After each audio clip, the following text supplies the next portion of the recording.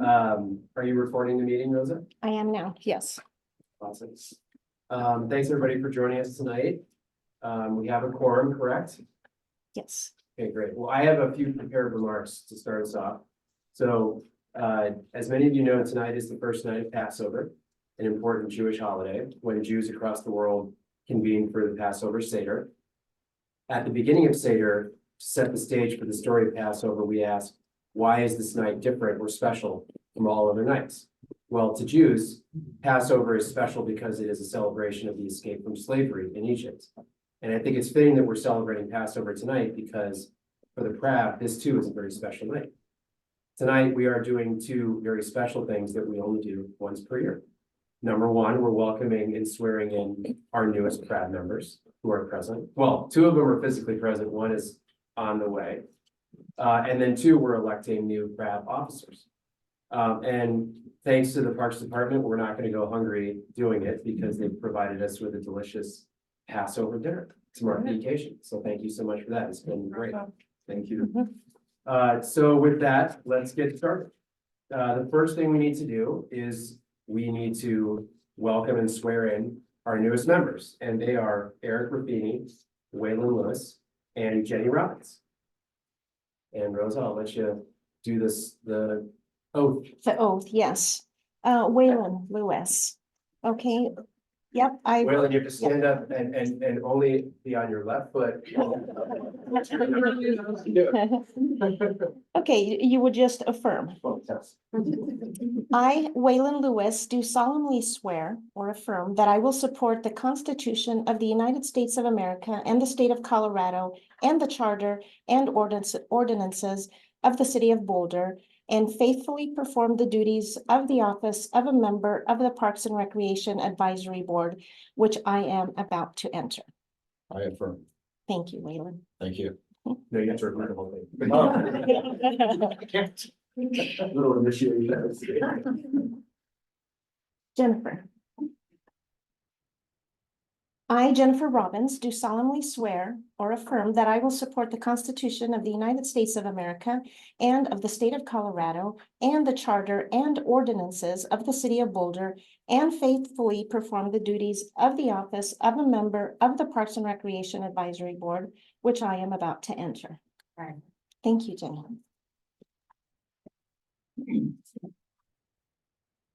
And we will wait for Eric. We're gonna wait for Eric. Mhm. He's on his way from the airport. His flight is delayed, so we will honor that.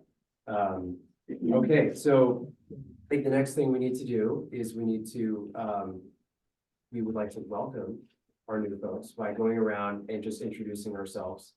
And when you introduce yourself, just share your name, how long you've been on the Prav, which is literally 1 minute, and your favorite park or rec facility in Boulder.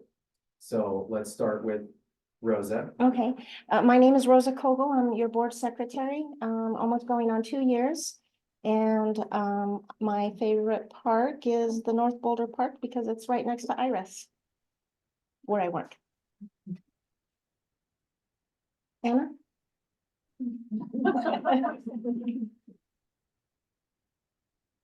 My name is Emma Seeger, and I love Noodle Kugel and kind of had it in 20 years, so doing around too. It's great. Yeah. I've been on the Proud for 1 year, still learning lots of things about how it works. And my favorite park is Foothills Park. My name is Waylon Lewis. Look forward to getting to know all of you. What do I say? My favorite park? Where you've just joined Prav, so It's going great. It's all downhill from here in the sense of sledding on a park, fun downhill, hopefully not disastrous downhill. And so many parks I grew up here, so and rec centers. But right now, Elliot and I just walked through it the other day, the historic Columbia Cemetery. I live right below it, and it's incredibly gorgeous, especially at this time of year, like all parks, but I encourage you to visit if you haven't for a while. I'm Jenny Robbins. 2 minutes and so proud, thank you.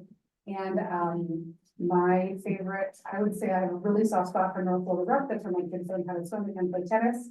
And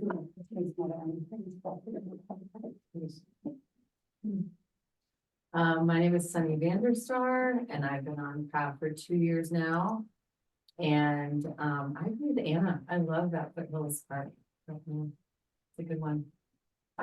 Elliot Hood, I'm vice chair of the PRAB, been on for 3 years, it's my 4th year. My current favorite park is Scott Carpenter, because I think it's just kind of a beating part of the city in a lot of ways, and I take my kids sledding there, and also the playground, and also that swimming facility, it's just amazing.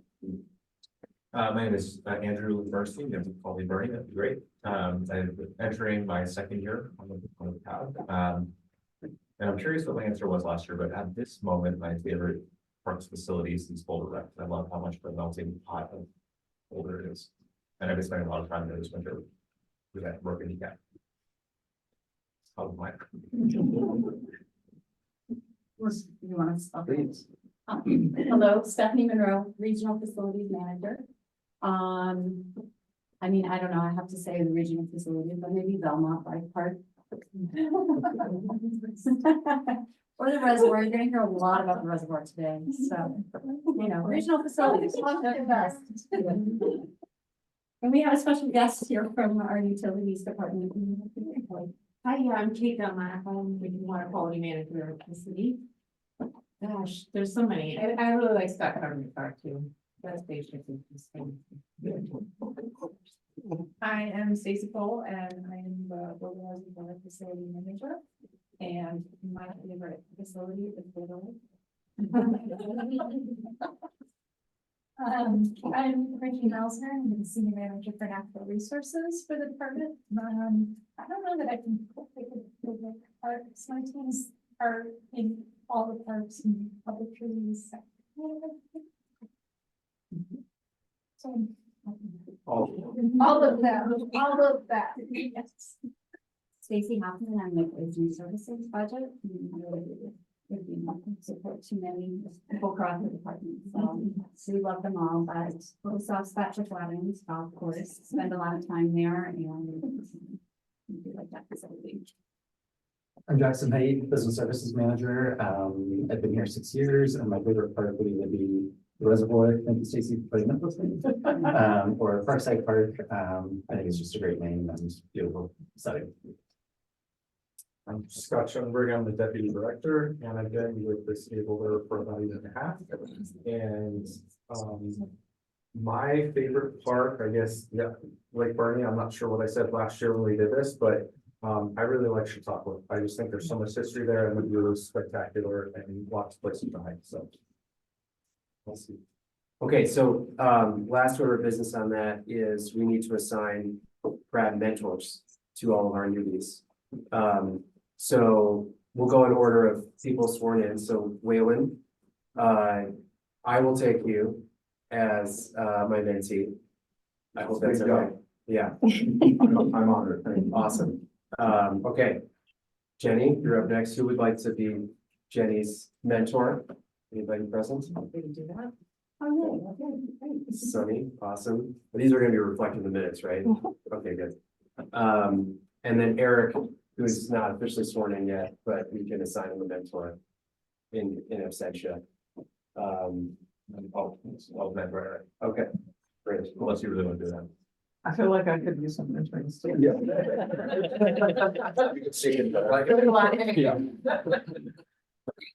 Okay, so now we have to elect officers. Is that right, Rosa? Yes. Okay, so this is something we do yearly, and the chair is the person, so there are 2 officer roles out of the 7 members. The chair runs the meetings, is the person who, with the vice chair, helps set the agenda for all the weekly meetings, is sometimes kind of invited on behalf of PRAB to speak at council for various reasons or represent PRAB.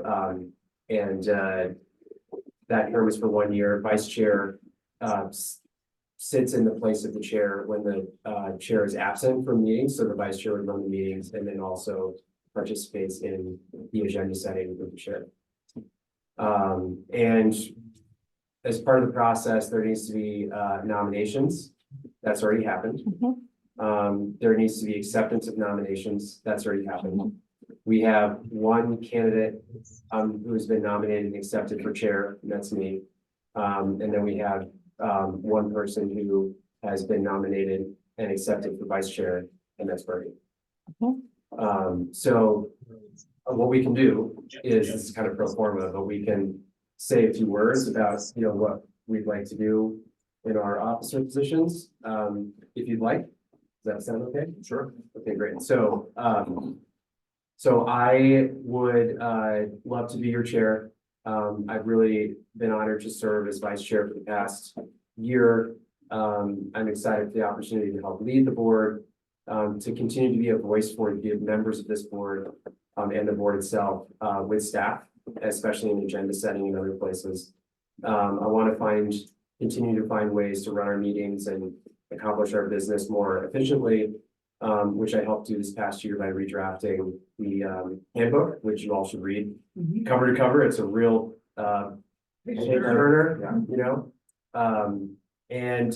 I really want to continue to represent the interests of this amazing community when it comes to our Parks and Rec opportunities and programs.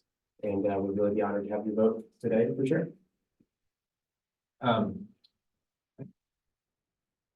I would like to start out by saying I think we should all recognize there's a little bit of leadership back from this body. We lost a wonderful chair in Chuck, and Jason cycled off a little bit earlier than anticipated as he focused on other important governmental work. If you don't know, Jason was elected to the school board. So I say that just in case anyone has any questions about why a person in the second year of the board is running for vice chair. I definitely wouldn't have chosen to do this had more senior members been continuing for his best interest. But that said, I'm glad to step up. The first year that I served up was quite rewarding. I really enjoyed quickly getting up to speed on a lot of the issues that we work on, and learning how to work with the city staff a little bit. And I am looking forward to working with Elliot on making this body more effective and do what we can do to help all these wonderful professionals better servicing. Thank you. Did you have something you wanted? I would just say, I think what we would need is a motion from one of the board members. And I think we could probably do the chair position first. And then, once that is taken care of, then the chair can move forward with the vice chair. So is there any motion to promote Elliot to the chair? I moved Elliot to the chair. I'll second. Great. Been moved and seconded. Is there any discussion? Okay, so Rosa, I think we can move forward with a roll call vote. Eric will not be able to vote yet since he's not officially sworn in, but we still have a quorum. Who was my second vote? Okay, Jenny. All right, I'll just need an aye from Bernie Bernstein. Aye. Waylon Lewis, Aye. Anna Seeger, Aye. Sunny Vanderstar, Aye. Jenny Robbins. Aye. Thank you. Congratulations.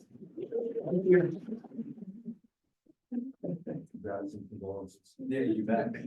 Okay, do we have a motion to elect Bernie Bernstein or Steen as the vice chair of this esteemed body? I so move. All right, do we have a second? Second that. Yes. Could you please do a roll call vote? All right, may I hear an aye from Elliot Hood? Aye. Waylon Lewis? Aye. Anna Seeger? Aye. Sunny Vanderstar? Aye. Jenny Robbins? Aye. Thank you. Thank you. Okay, I think we are in a position to move forward with the meeting now that we have quorum. We have newly elected members and officers. Amazing. And we did it all in almost 15 minutes. Okay, so do we have a motion to approve the agenda? So moved.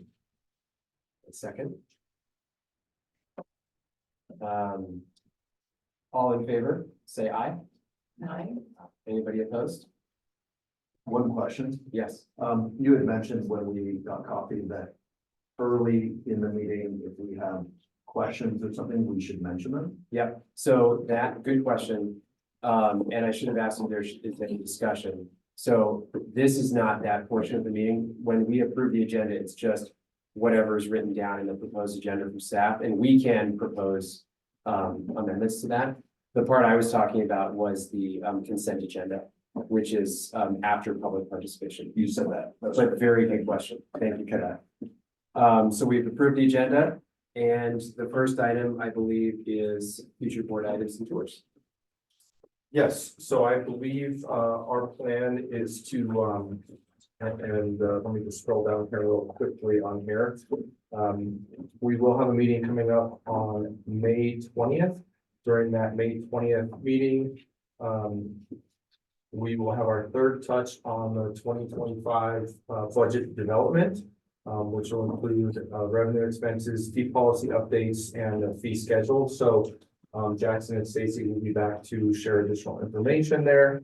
We will also be sharing with you the court system final plan, as well as information on the park on Violet. And we will be bringing forward the community engagement on the park on Violet has already started.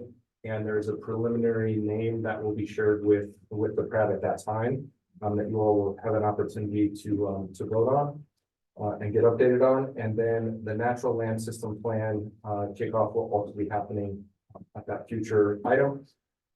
Once, I believe we're looking at August to do tours of facilities. And we know this year that will also include Flatirons Golf Course. So we'll have more details about facility tours coming up in the next month or two. Awesome. Anybody have any questions or comments about future items? Great, and if you ever do, this is where the chair and the vice chair meet weekly with staff to actually set the agenda for the next couple of months. So if you do have any feedback on it, please do let us know in the meeting or outside. Okay, are we ready to move on to public participation? Rosa? Yes, please. Great. Okay, so this portion of the meeting is for members of the public to communicate ideas or concerns to the board regarding parks and recreation issues, for which a public hearing is not scheduled later in the meeting. Tonight, there are 3 folks who have signed up. Tom Lindahl, who we'll refer to as Tom, Jay Balzer, who we'll refer to as Jay, and Norris Permsmeyer, who we'll refer to as Norris. They'll get 3 minutes each. During this public participation time, the public is encouraged to comment on the need for parks and recreation programs and facilities as they perceive them. All speakers are limited to 3 minutes. Depending on the nature of your matter, you may or may not receive a response from the board after you deliver your comments. The board is always listening to and appreciative of community feedback. Rosa, will you please present the additional guidelines and then call on our first speaker? So we actually just have Tom speaking tonight for 3 minutes. Okay. So Tom, if you would like to stand and we can direct ourselves to Tom in the back there. Tom, I will begin your timer. Board members, thank you for the opportunity to speak tonight. I'm Tom Lindahl. I'm president of the Boulder Military Officers Association chapter, which Bill Bauer led in 1993, and I'm here to talk about Bill Bauer Park. The park was built in 2014, an interpretive display explaining why Bill Bauer is a national and a local hero was part of the plan, but it wasn't executed because we ran out of funds. The Military Officers Association chapter has established a project to rectify that problem and create an interpretive display. We're prepared to fund that project. We submitted a proposal in June of 22, and after some back and forth, we resubmitted in October of 23. And we're here to find out, how that's going. The status of the project from our perspective is I raised $20,000 and stopped fundraising a year and a half ago because I couldn't tell people what exactly we were going to build and what the timeline was. So we sort of suspended fundraising operations. We're ready to restart them when we get a firm commitment. We've got the project manager who did Arleyburg Park 20 years ago, and the project architect who did Arleyburg 20 years ago, so we've got an experienced team on board. What we'd like to do is move the project forward as rapidly as possible. And and toward that end, get a current status from Parks and Recs on what's happened with the October 2023 proposal. And we'd like a commitment going forward to monthly updates.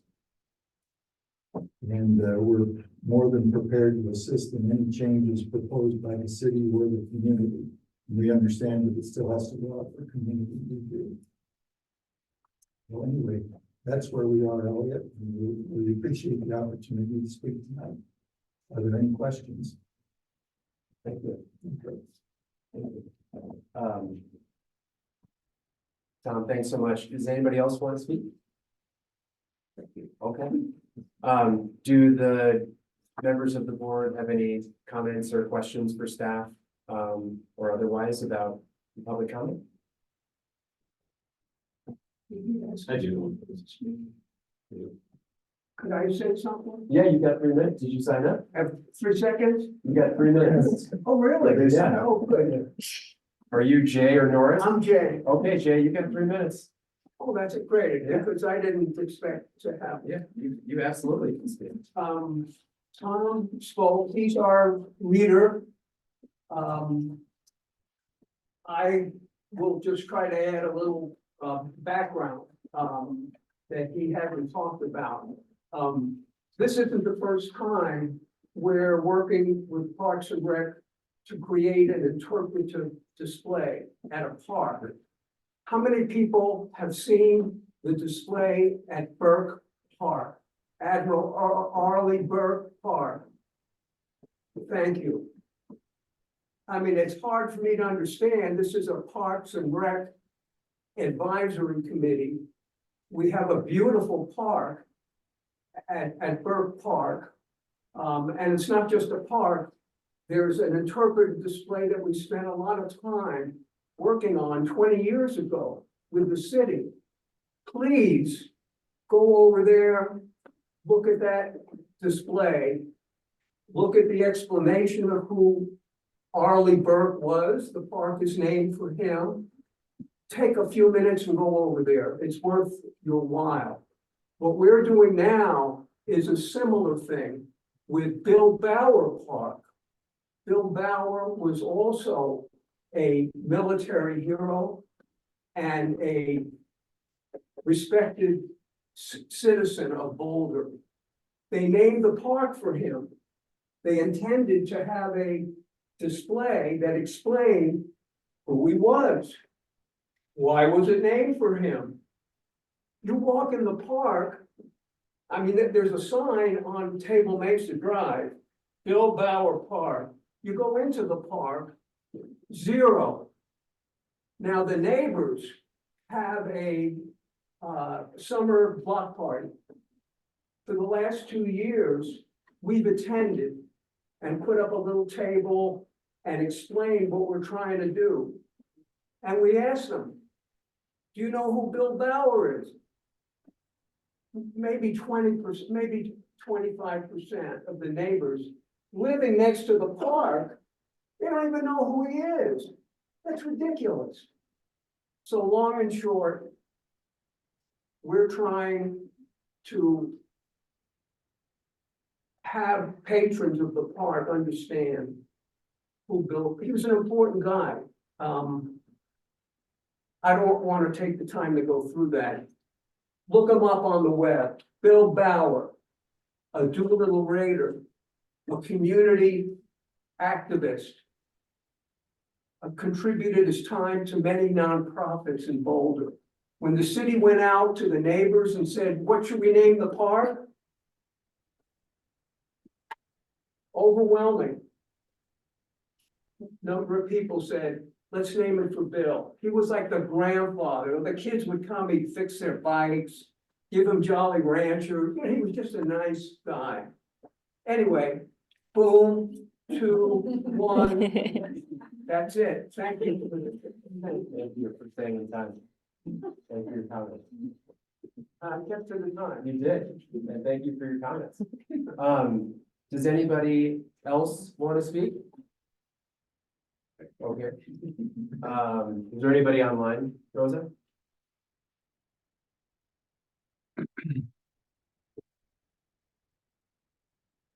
So this is staff and this is staff. I'm not sure if these are. This is a community member. I'm not sure. Does anybody?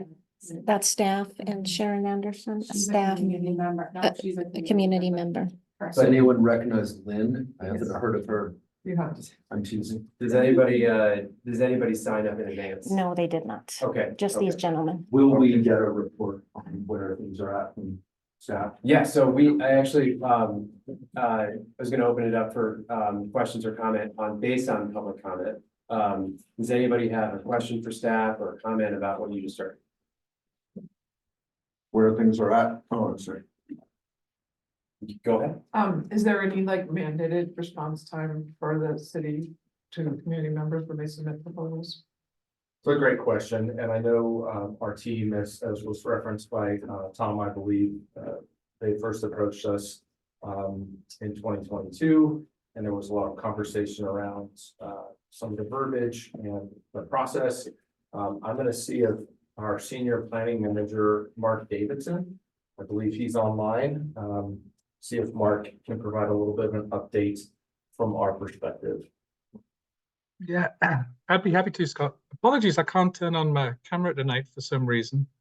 Rose, I think you have to unblock me for my camera to work, but just to keep things moving, no, it has. The project did get delayed. It was very unfortunate. The planning team had a big changeover. I've been there myself 18 months, and we've been getting back up to speed. So we recognize this project was delayed. The good news is, at this point, we are hoping to re-engage in June to get the project moving, and we've got funding ready to try and move that project forward as fast as possible, working with our partners. So apologies for the delay, but come June, we should start to see movement on it and hopefully have it completed by the end of the year. And to your question, Tom, your request for monthly updates, I believe that's something our staff can definitely provide to make sure that we're in communication here, starting in May, and continually moving forward until the project is complete. Okay, thank you. Mark, I have a question for you, I think. We saw a packet from these gentlemen that showed a fairly complete proposal of what they would like to see in the park. Is that the plan? Are we still kind of deciding what we're gonna do? Where are we in the actual construction, planning and construction process?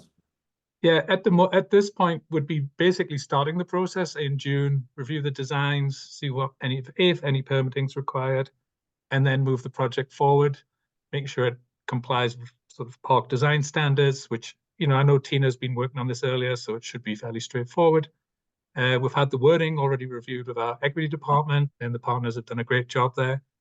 So hopefully there won't be many delays once we get moving on it. Okay, I can't give a timeline yet, but when we do the consent agenda update in June, we should be able to get closer to providing a schedule for the project. Will.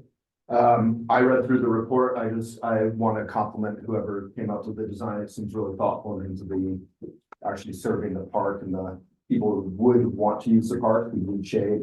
The diversity of the trees, the info, the historic info and the propeller and all that seems like a wonderfully thought out process. So hopefully the delay has resulted in something very thoughtful that will last for generations.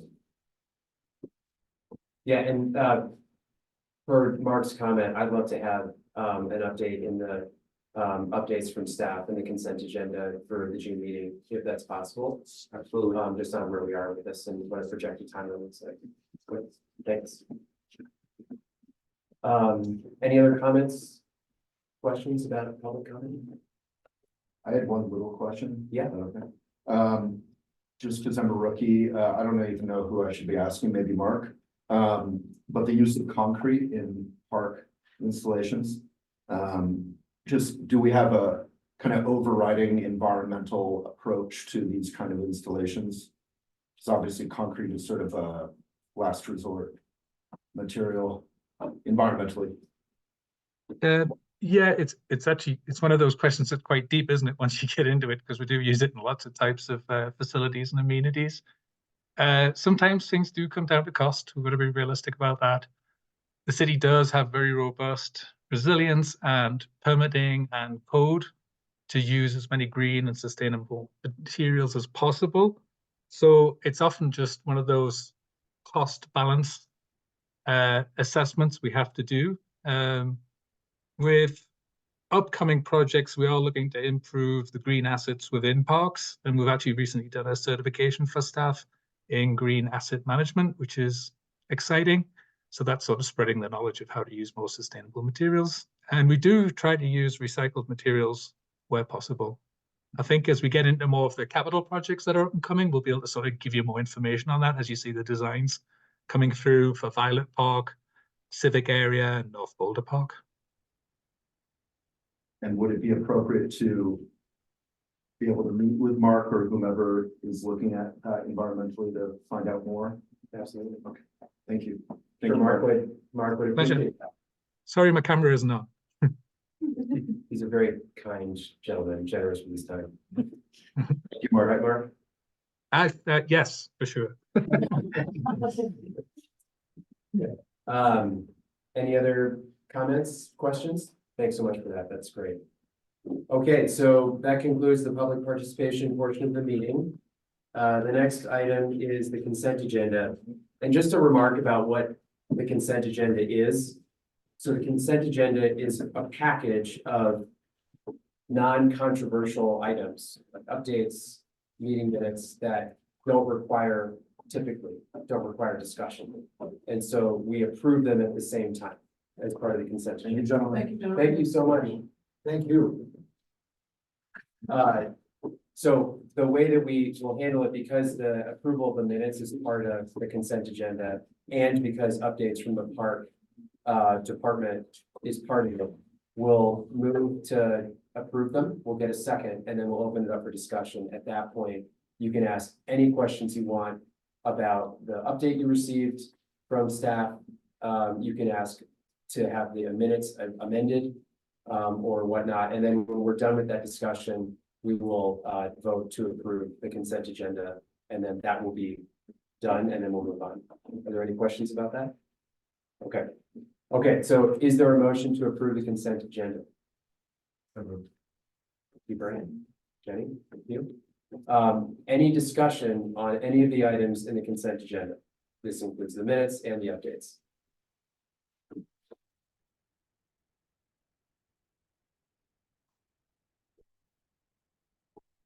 I do. The minutes from the last meeting, I'm not listed as being present. I was definitely here. Because it says that I moved for various things, so if we could amend the minutes to just reflect that I was present, that would be awesome. I have a couple of questions about the updates. So, and if, by the way, if you think of questions along the way, that you didn't think of before as based on my questions, please, feel free to jump in after. You haven't like ceded your ability to ask questions. So on the hiring for the 2024 hiring campaign, this all sounds really great. Sounds like you guys have a really great plan in place, but are we on pace to hire enough people for the summer? I'm happy to say, thank you, Mr. Chair. I'm happy to say we are on pace. Jackson has been approving requests from staff for hiring hopefully 5 to 10 people per week. So we're really ramping up right now, and we actually feel, knock on wood here, we feel really good about our staffing levels for this summer. So things are really looking solid.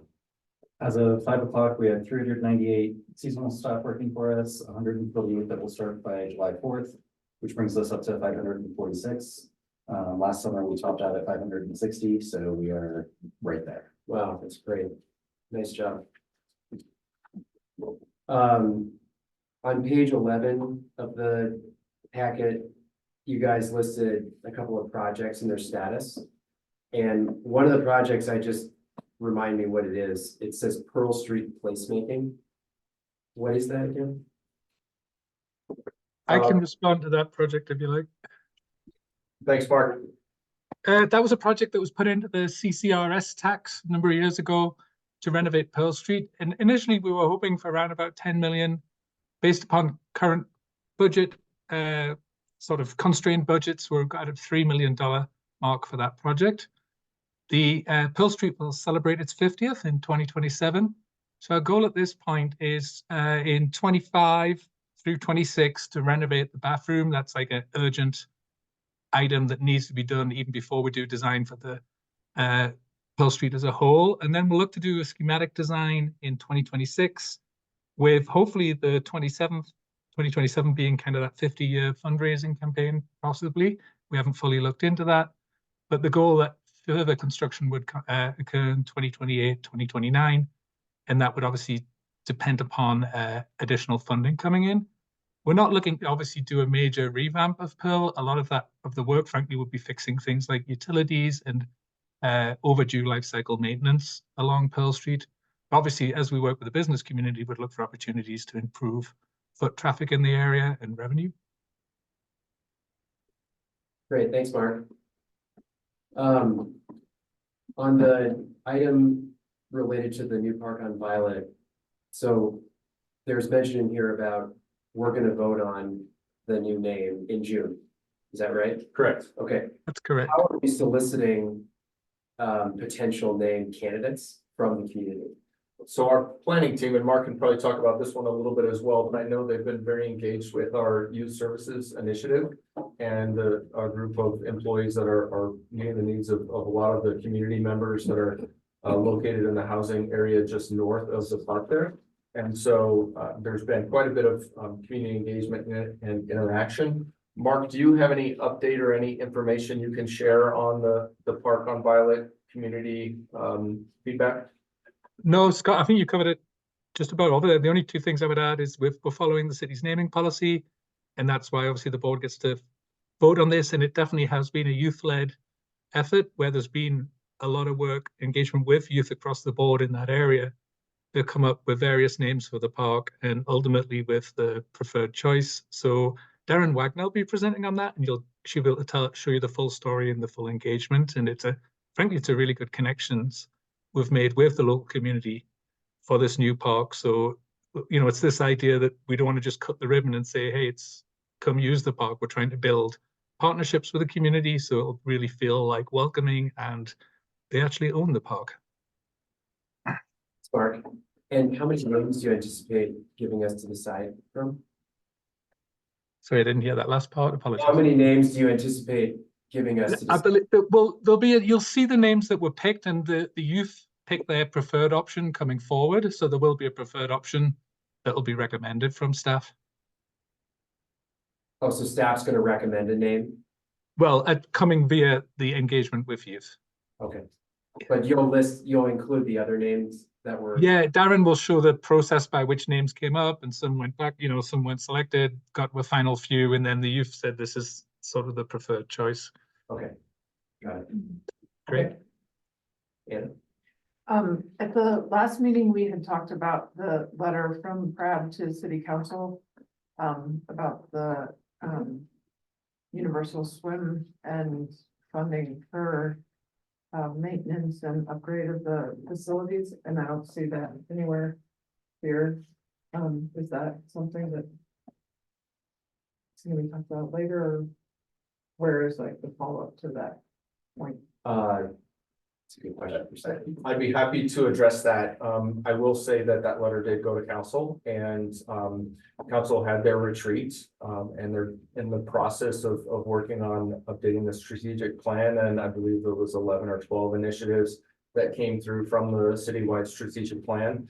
I don't have an update yet. I know directors are working on addressing the elements of the strategic plan. What I will say is from the Universal Swim update, we are going to be having a community engagement meeting this coming Thursday, the 25th, over at the hub at the OSMP Center, where we've got several of our user groups going to be there to talk about aquatics and what's happening from a user group standpoint and demand for pool usage. So that will be going on Thursday. I think coming up on the next meeting, probably here in May, we can provide a little bit better update on council's reaction to the letter that Crab sent to them. I don't have that at this time, but we'll make sure to keep you in the loop on that. Okay.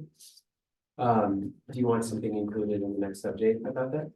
That would be great, and I also think that it should be reflected in the minutes as something, because we did spend time talking about it. Is it not reflecting in the minutes? I didn't see anything about it. Let's definitely update them if that's the case. Could you, Rosa, when you're going through these minutes, could you make sure that it's reflected that we did discuss that letter at the last meeting, if it's not? Okay. reflected? Mhm. And then I had some other questions about that. Yeah. Same topic. So in terms of next steps, it will be an update at the next meeting to hear what the strategic plan changes that city council made are. Yes, so city staff brought forward recommendations for a strategic plan, citywide strategic plan that leaders from each department focused on here throughout early 2024 and late 2023. That was brought forward to city council at their retreat. They addressed that. I was not at the retreat, so I don't know where that is at this point. But it's my understanding that each council member also had their own initiatives and things that they wanted to make sure were addressed in the strategic plan. And then they also took the letter from Crab, for example, into account as they developed their upcoming strategic initiatives for the city. So once we're able to provide an update with that, we'll make sure to do that. And I would anticipate that would be at the next month's meeting. Okay. And then I just wanted to say that I think it's really important as someone who was pushing the universal swim concept. I think it's really important to kind of, whenever possible, use more of a rights-based language about the need for universal swim rather than presenting it as a zero-sum game, because if it's presented as like to provide access to swim skills to the whole population of Boulder, some people are gonna lose. It's gonna be like dead on arrival with the swimmers of Boulder. So I think we should try and avoid saying that people are gonna lose out on access to current swim facilities if Boulder is to try to adopt a program like this. And then the last thing I want to say was about metrics. Like I was wondering if it would be possible to have some type of metrics or reporting around the universal swim with a certain frequency. Absolutely. In terms of like, I think we can certainly provide updates in the consent agenda throughout. We do have a section for recreation operational updates.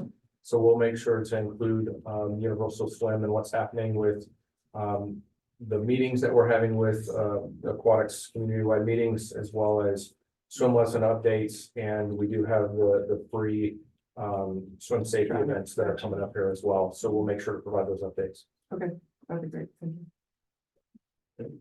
Thanks. I have some questions. Did you wanna, swear in Eric or want to finish consent? Why don't we finish the consent and then we'll sort it. So I've received both Will and I have received communication from the community regarding the Coot Lake Memorial. And so I saw on the consent agenda, there were some staff was helping some people figure out how to officially create a memorial there. I was wondering if you could outline what that process looks like. Sure, and we actually have Regina here, and I'll let Regina take this one. Yeah, so, I met with a group of representatives from the community from out there. Mr. Baird was one of them, amongst several others. And there's kind of a couple of different ways that we can approach this to create sort of a more of a sanctioned memorial, sanctioned space. And it really kind of is up to those community members, which avenue they prefer to take. Essentially where we are is providing them some resources around if they wanted to become an organized group, like a Friends of group, what that would look like, and to be able to then have some long-term maintenance, management of an area on Parks and Rec property. So there's that kind of avenue. Alternatively, there's similar to the group that we actually just heard from today with the Bill Bauer, is if there's like a one-time project or a one-time thing that they want to have happen, how we go about making a proposal for that. There are pros and cons for the community of each sort of avenue which they would like to choose. But it's about how do we create a space that is, meets the needs of both long-term management of the area, staff resources and capacity to maintain that.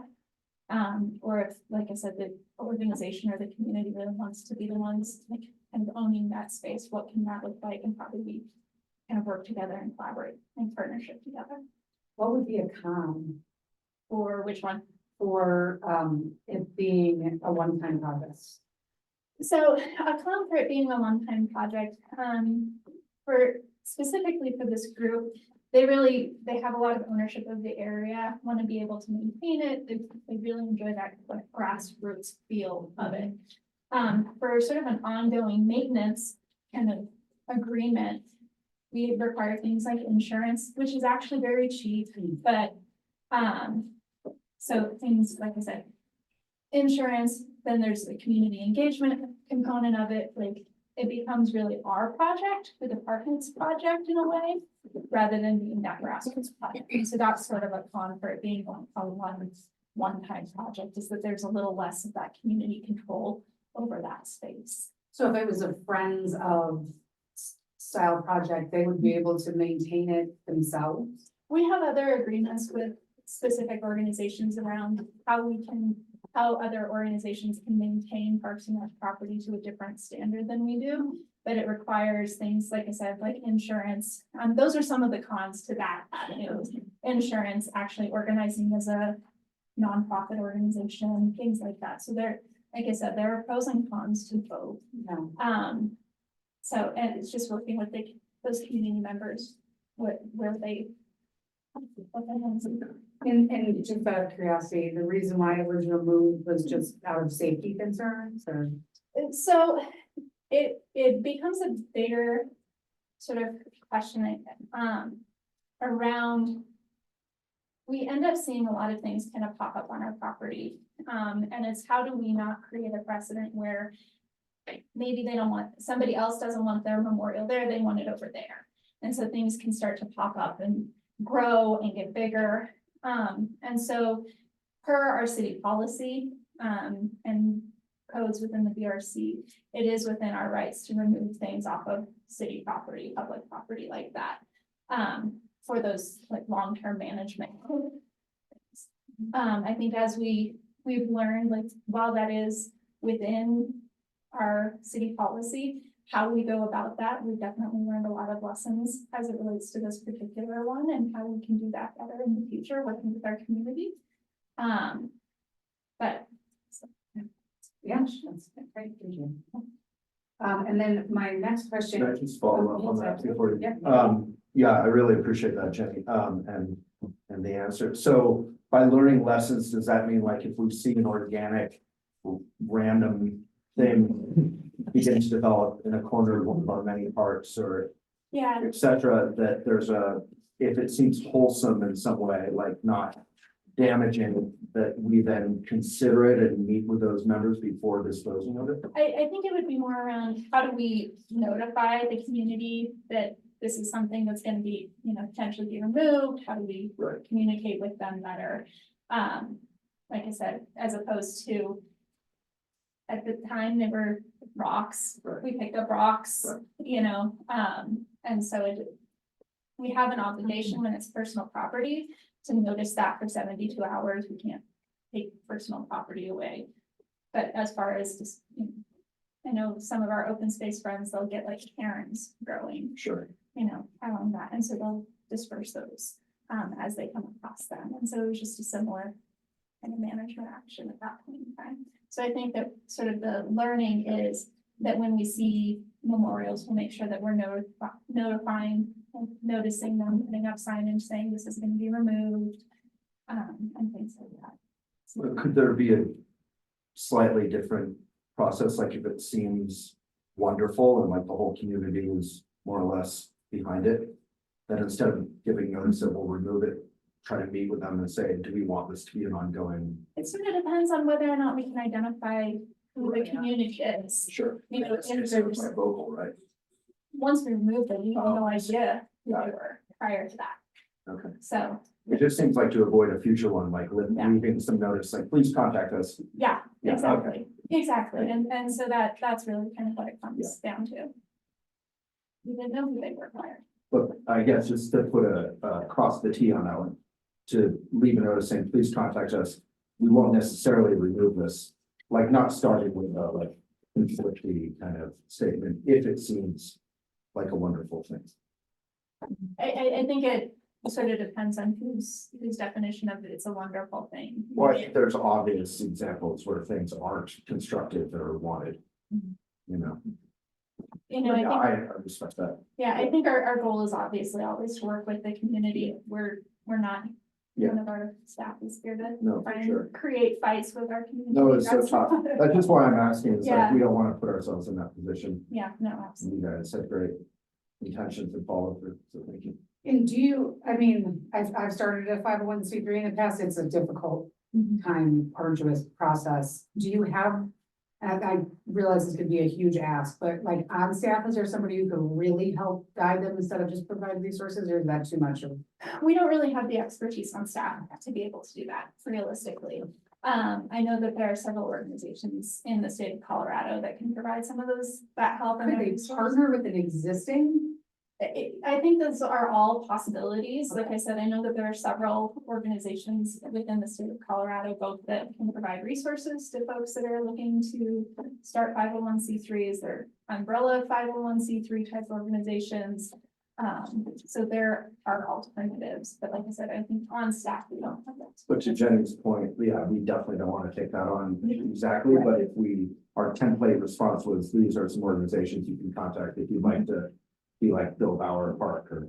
Is that something that as an advisory board member, if they ask me for help, which has not happened, but I mean, technically, can I say, I mean, here's some people that might be interested in partnering with you in Boulder? I mean, I think you'll find that there's no shortage of ways to spend your time on that related to parks. Okay. That's a I yes. just don't want to overstep. Okay.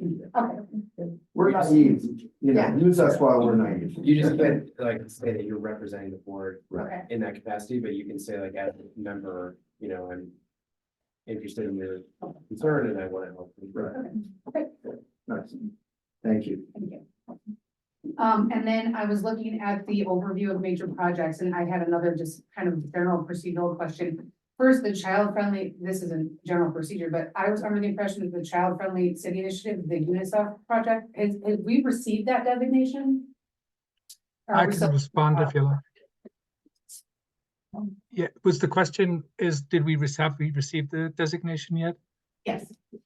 No, not yet. The process started a year ago and the city's partnered with Growing Up Boulder.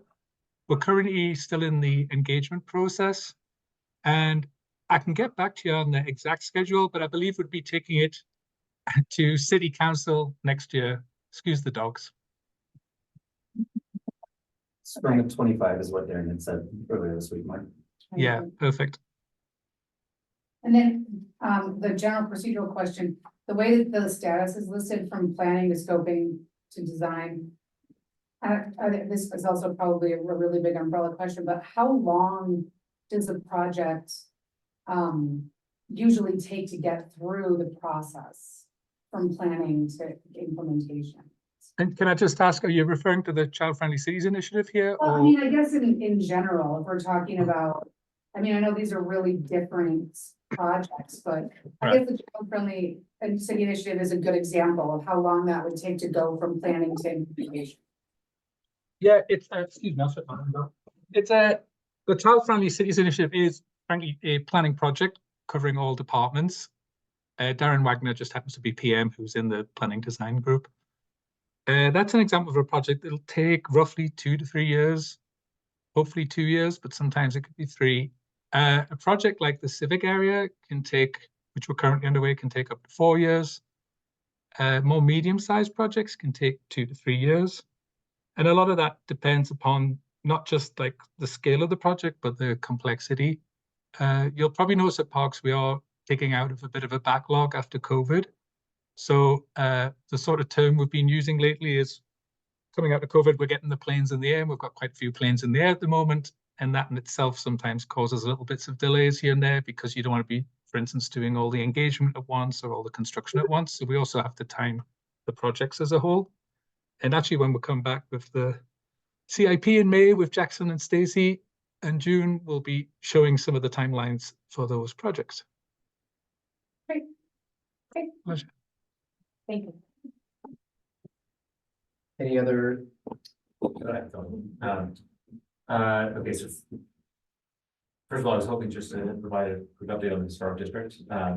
We discussed that at the last meeting.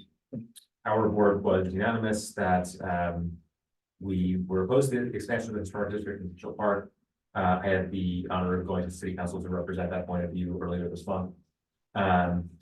The city council had quite a lengthy discussion about this. It's clear they have, considered the mountains of data that have been provided to them about the park, its history, potential future.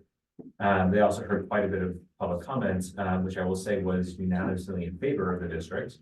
I'm happy to report that in their wisdom, the city council agreed with us and voted against expanding the district. The most salient point was that, like us, they see an opportunity to do something different in that park that may be different from what's done in the past, but is still honors the heritage of what happened there long ago and move the city forward instead of keeping this rooted in what is there presently. It was great to be a part of that discussion, and thank you all for letting me represent us. Any questions on the discussion? Why was this advisory board opposed? We were opposed because primarily our largest reason was because we think there's opportunity to improve that park. We see that park as underperforming. And were it designated a historic district, it would certainly require more administrative hurdles to make changes. And we may not have been able to make all the changes that we thought could be made.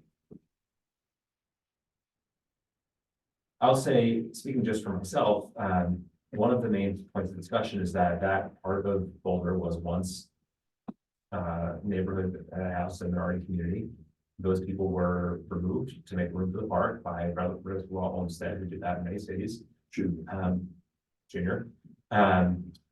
And one of the points of discussion was like, well, we need to preserve the park so we can honor the people who were removed from their homes. My perspective, and city council agreed, was that we can honor them, we can put up historical signage, interpret the history without making it a district. And are there plans to do any of that? Well, it's currently part of the civic area review process, so there's plans to have plans. And the plans to have plans are easier to affect without making it a historic district. Yeah, should it have been made a historic district, anything that the city wants to change would have to go So through. ironically, honoring that difficult past is going to be easier without making it a historic district, I think so. in our view, or in the board's view. Right. Jenny, do you have more questions about that? No, that was it. Yeah, and I wasn't present for the meeting when we formally summarized our perspective, but I do recall that we had a pretty lengthy discussion about how the proposal just did not meet the criteria set forth in city charter and in the code. So, moving on from that, any other questions or comments about the update from staff? We have a very important item of business to take care of. We've got to swear in our third new member, Eric Ruffini. Welcome, Eric. Thank you. Thanks for being here. Rosa, would you like to administer the oath? Hi, Eric, I'm Rosa. Eric, I'll have you affirm this oath. I, Eric Ruffini, do solemnly swear, affirm that I will support the Constitution of the United States of America and of the state of Colorado and the charter and ordinances of the city of Boulder, and faithfully perform the duties of the office of a member of the Parks and Recreation Advisory Board, which I am about to enter. I affirm. Thank you. Welcome. Thank you. Welcome. Thanks so There's much. over here. Oh, thank you. Yeah. We have food. Okay, It's Passover themed. right on. And we introduced ourselves Oh, right. earlier and Oh, right. said, we've, our names, Okay. how long we've been on the crowd, Yeah. that's for you, Yeah. very easy, Sure. 30 seconds. Yeah. And your favorite park in Boulder. Oh, So okay. You're on the spotlight. Yeah, well, Eric Ruffini, I've been on the prep for, brand new. So, yeah, the favorite park. I've been here about 5 years, so I'm still starting to, get to know all of them, and there's things I like about a lot of them. I live close to Ebon-G, and I think on a hot August day, that's one of the best places to go after a run and cool off. My kids like Scott Carpenter, so we spend a lot of time there too. Awesome. So now that Eric is sworn in, we can finish our business with the consent agenda. So I'm gonna remove to approve the consent agenda. If I had lost random first time rookie ideas or questions, is now the time? Or is that, About what?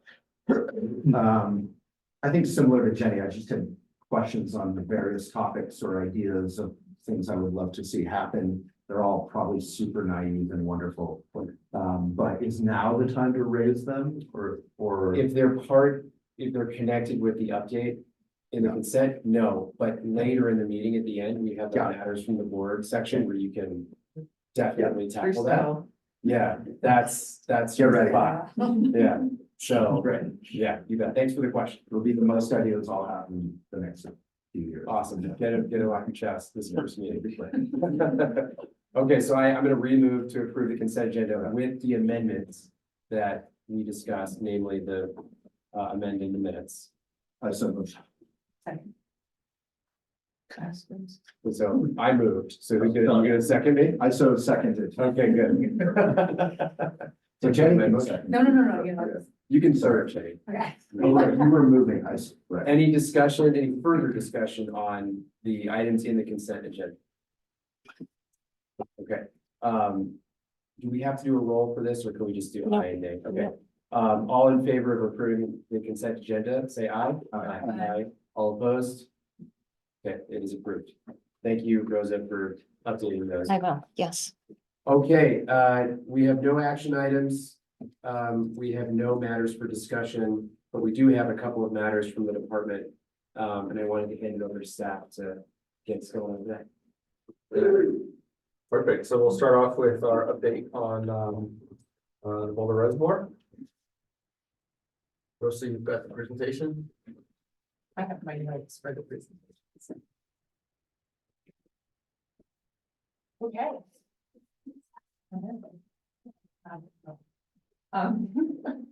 This presentation serves as an update for the Eurasian water milfoil infestation at Boulder Reservoir, as well as just a general background, and ANS kind of catch up for, especially for the big board. The Boulder Reservoir team presented an update on the ANS program at the Boulder Reservoir as part of our formal after action review process in 2020. And have continued to update PRAB in regards to ANS with an annual facility evaluation process that was also presented to PRAB. We wanted to provide an update that on the actions that have been taken since last September and our proposed approach for the Eurasian water milfoil control plan for 2024, and then next steps moving forward. So the Boulder Reservoir was. Rosa, I'm Oh. sorry, yeah, thank Sorry. you. I was saying thank you that you were like on it. Oh. The Boulder Reservoir was constructed in 1950, and its primary purpose was to collect and retain water for municipal, domestic, agricultural, and industrial uses for the members of the Northern Colorado Water Conservancy District, what we will call Northern Water moving forward. The reservoir is first and foremost a valuable drinking water supply for the city of Boulder. This map, well, I'll talk a little bit more. The reservoir in general is a highly visited, growing in popularity, local and regional facility. It provides many recreational amenities and services, and it's host to a large number of events, picnics, and sees over 250,000 visitors each year. And that's just the South Shore. So this map kind of outlines how we've kind of divided up the space in and around the reservoir. So there you have, it's about 1,190 acres of land surrounding the reservoir that are divided into 4 management areas. There's the North Shore and the Coot Lake area, which is on the north side and is generally passive recreation. There's the north and south shore areas, which are not shore areas, the north and south dams that are in peach color. The South Shore, which is the more active recreation, which is in the green, and then the West Shore, which is in the light blue. And so the South Shore, which is the active recreation area, is roughly about 76 acres. And it houses facilities such as the gatehouses, our boat inspection station, the visitor services center, which is now the main building, the lifeguard station, the boathouse, maintenance buildings, fueling station, and so on. It's home to many popular amenities such as the swimming area, boat parking, boat ramps. It's where all the boat launching happens. It has reservable picnic locations and numerous vehicle parking spaces. Next one. Yep. So these are our pretty ANS. So just a little bit of background about ANS. ANS are invasive, non-native animals and plants. Once they are introduced, most of the time cannot be eradicated. And their primary means, the primary means of introduction are typically via watercraft and anglers. And so this picture shows the zebra and quagga mussels, the New Zealand mud snail, and our lovely Eurasian milfoil.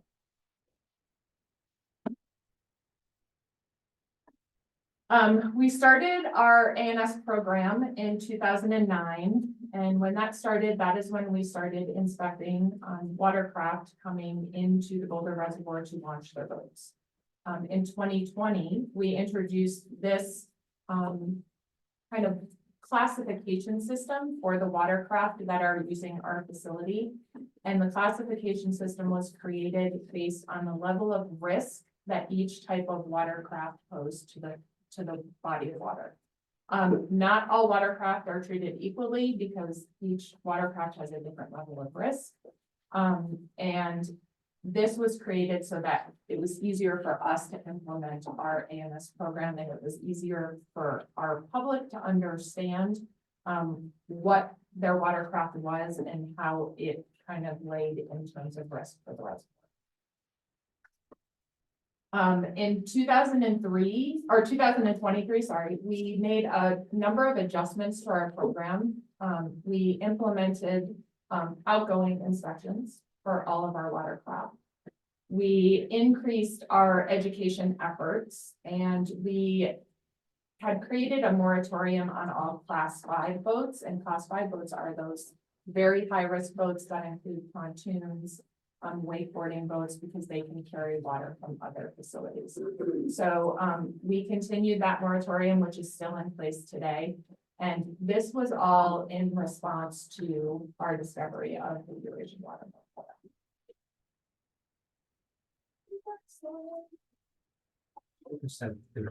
Yeah. We're talking about new boats. Does that mean that ones that have already been at the reservoir are allowed? They're kind of grandfathered in, but they are not allowed to replace their current watercraft with another Class 5. So the Class 5 numbers are slowly decreasing. And they're not allowed to go elsewhere. They are not allowed to go anywhere else. If they go anywhere else, they lose their limit. And Class 5 is only pontoons? It's pontoons, wakeboarding boats, boats with ballast tanks or ballast bags. Okay.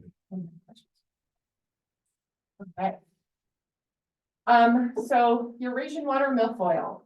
What is Eurasian water milfoil? It's a non-native invasive plant that is found on the state's noxious weed list. It was first discovered in the Boulder Reservoir in August of 2022. And in only 1 year from being discovered, it has spread to the majority of the western coves. as seen in the figure above. And so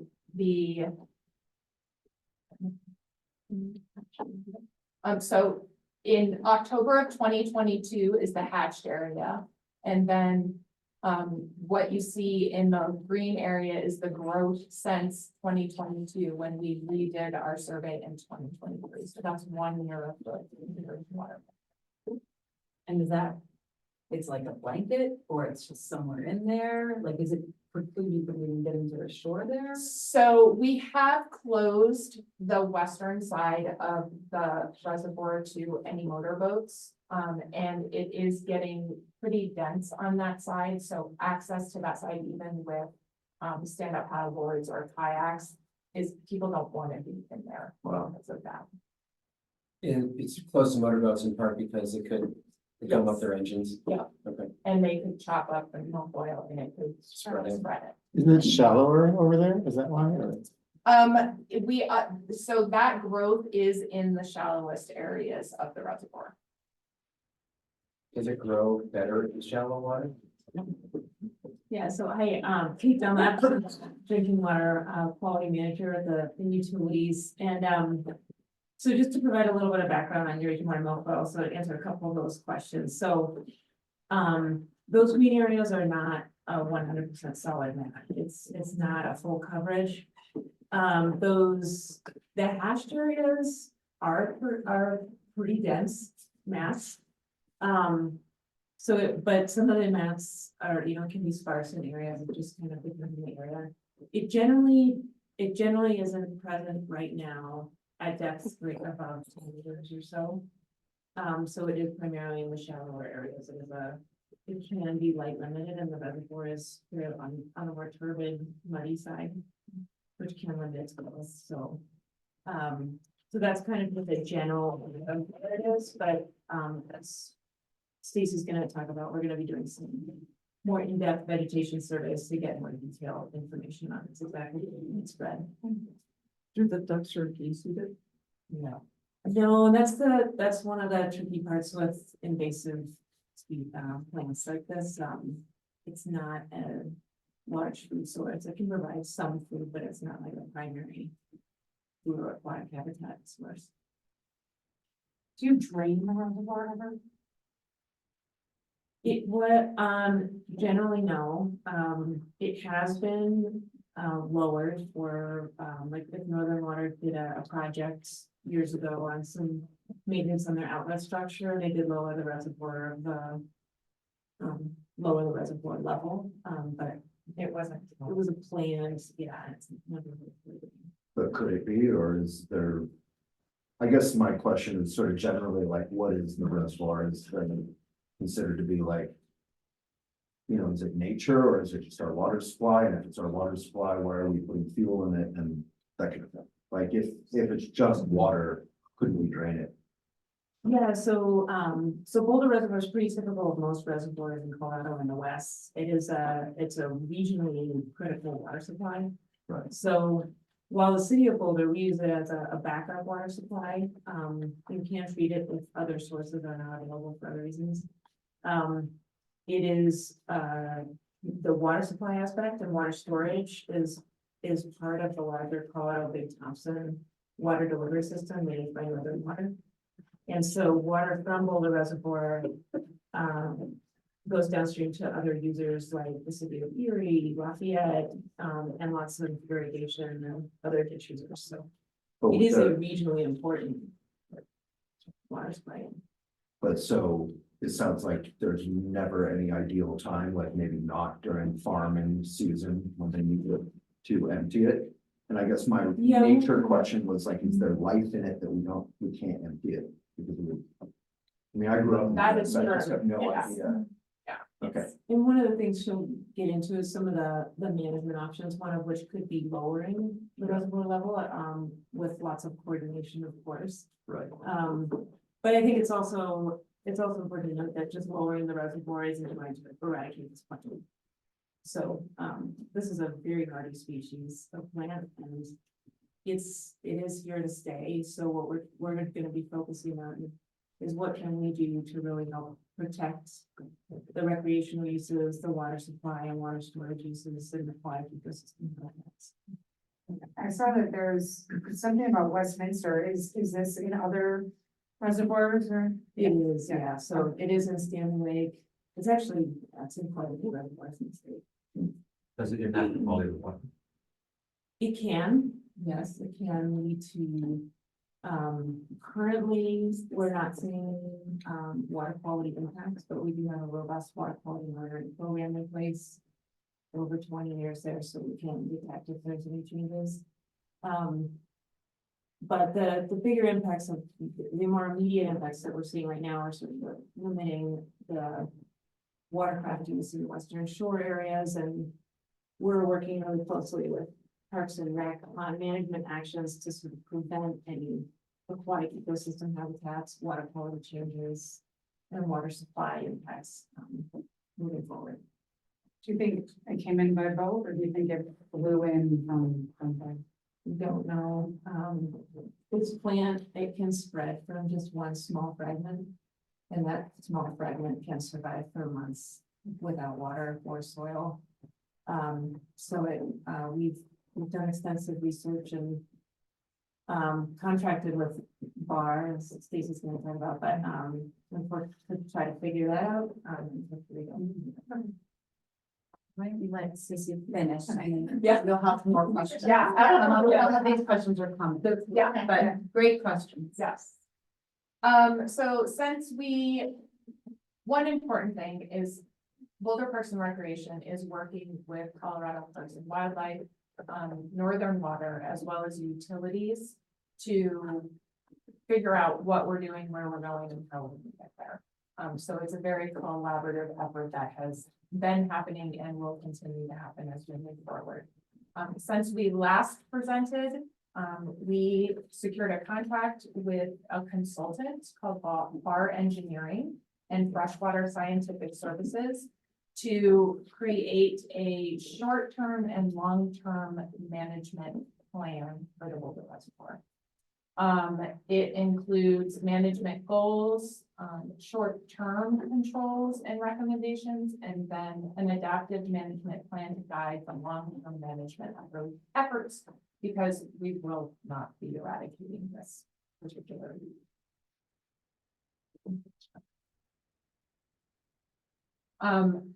Kate talked a little bit about the threats to the Boulder Reservoir, recreation and public safety, the water supply and environmental degradation. Right now, we're seeing the biggest impacts in the recreation piece of things. We are seeing it in the designated swimming area at the reservoir. We're hearing from our boaters as they encounter it throughout. Even power boaters are also encountering it. So we are definitely feeling that from our users. And then Kate talked about the water supply and the environmental degradation that could potentially happen as this weed continues to grow and get denser. It will lower dissolved oxygen levels and potentially shade out native plants, impacting fish habitat and other creatures. So we have overarching Eurasian water milfoil management goals for the Boulder Reservoir to protect our current recreational uses as well as the water supply, and both for treatment and for downstream users. The goal is supported by 3 major objectives: to develop a long-term monitoring program to inform and support our adaptive management practices, to minimize the overall Eurasian water milfoil population and minimize the impacts to recreation and the water supply, and to manage and reduce the Eurasian water milfoil density in key swim areas at the reservoir for public safety. Based on these management goals, our consultants developed short-term recommendations for managing the Eurasian water milfoil based on cost and effectiveness, which I'm going to go into in the next slide. And then I'll also talk about our proposed implementation strategy. This plan will include a framework for long-term recommendations it has not been finalized yet, but we will inform, will inform our Eurasian water milfoil management strategies over the next 5 to 10 years.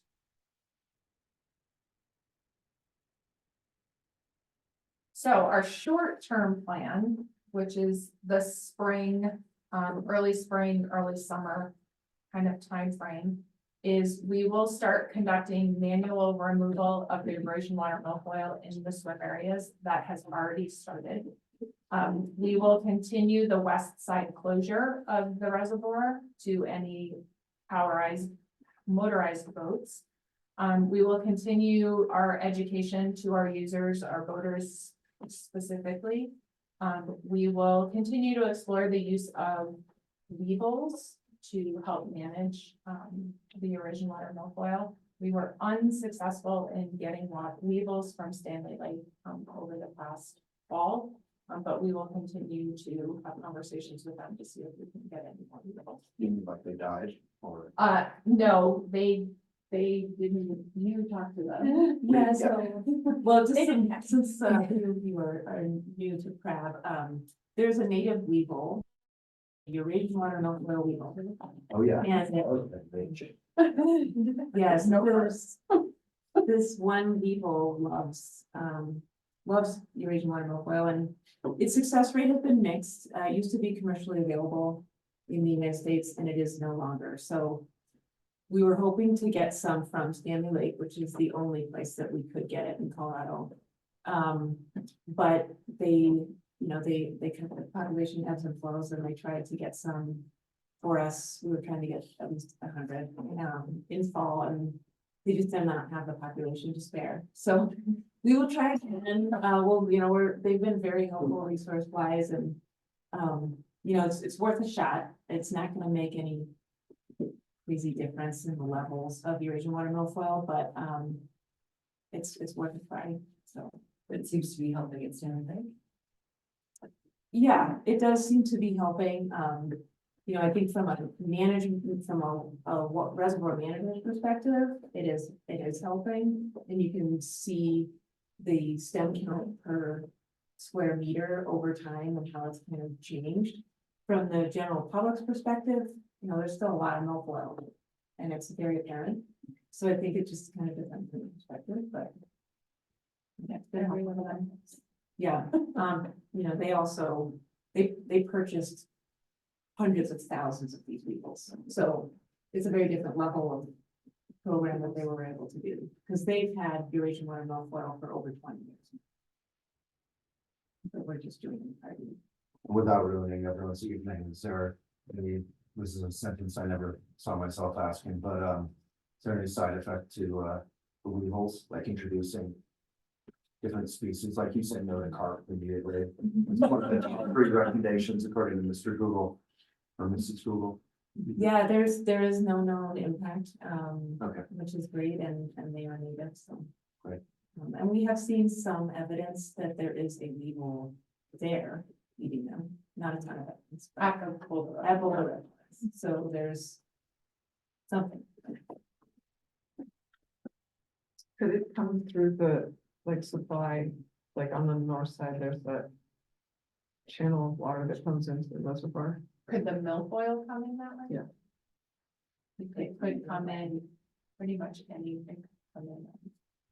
Obviously, it could come in on people's feet, it could come in, wind.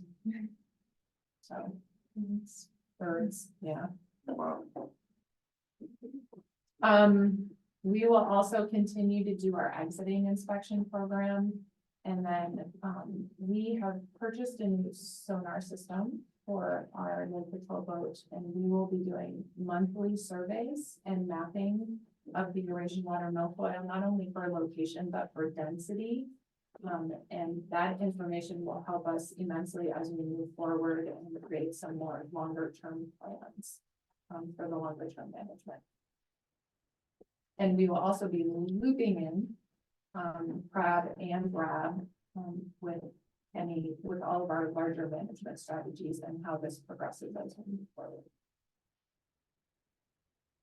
why the outgoing inspection? So they don't take it anywhere else. Is there like a pressure washer or something that they wash down? If we find, if a boat comes to us and it's dirty, Yeah, then yeah, we will wash it down. and then Whether when it you, be a stand-up paddle Yeah. or a big boat. when you do the manual removal of the swimmers, do you don't have a harvester, do you, like a weed harvester? We do not. Yeah. We have a makeshift kind of rake that we drive behind the boat. But we also do some actual physical hand removal, especially in the swim area, because it's shallow enough that we can do that there. A lot of the lakes in Wisconsin and Minnesota where I'm from, they have a fleet of harvesters that go out, you know, on a Yes. weekly basis, and that might be where we're headed here. One of the people on our consultant team, is in Minnesota. Okay, And so he has a lot of experience with this. How do you dispose of what you pull out? It's gonna go in the dumpster. You can't feed it to goats or something? We don't wanna spread it to anyone else, so. Oh, I thought they would like kill it. Dumpster, yeah. There's no like productive uses, at least. It's kind of like loose poop, right? Like, it's one of those things that is a nuisance. And there's not a great thought process for what we can do with it that's productive. Get rid of it side. I was thinking more on the destroy it. That goats would like digest it and eat it or something. Anyway, so yeah, a more intelligent question than goats would be, is there best practices, like you were saying Wisconsin or something, anywhere that they had? I understand we can't completely get rid of it, but. Yeah, I mean, fortunately, there's lots of options.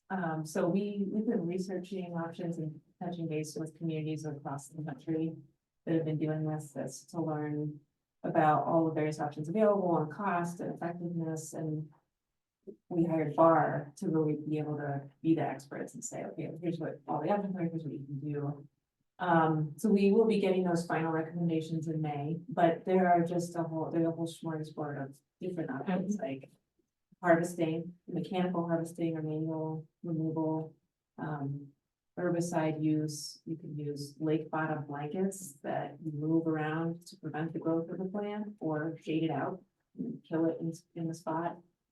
You can dredge, you can lower the reservoir level and hope that you get at least 6 weeks of below freezing temperatures to try to leave out the root system. So there's just all sorts of options that are available. None of them will eradicate the plant. It is here to stay, but we're hoping to be able to implement some of these options based on their recommendations when those arrive. And it will be an adaptive management plan because we fully expect that they will recommend near-term actions. We'll see how those work or don't work, and based on that, make next steps. So it'll really be an iterative process, because in one lake, one method might work fine, and it might not be as effective.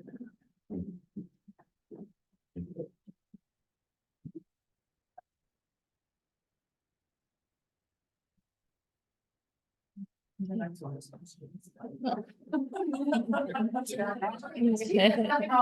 I appreciate it. Actually, it makes it easier to kind of address them. Organically, yeah. And pulling them out seems like a pretty good method, because you mentioned, I think. There's other native species you don't want to kill, right? So unfortunately, what has happened is our Eurasian water milfoil has kind of crossbred with our native milfoil.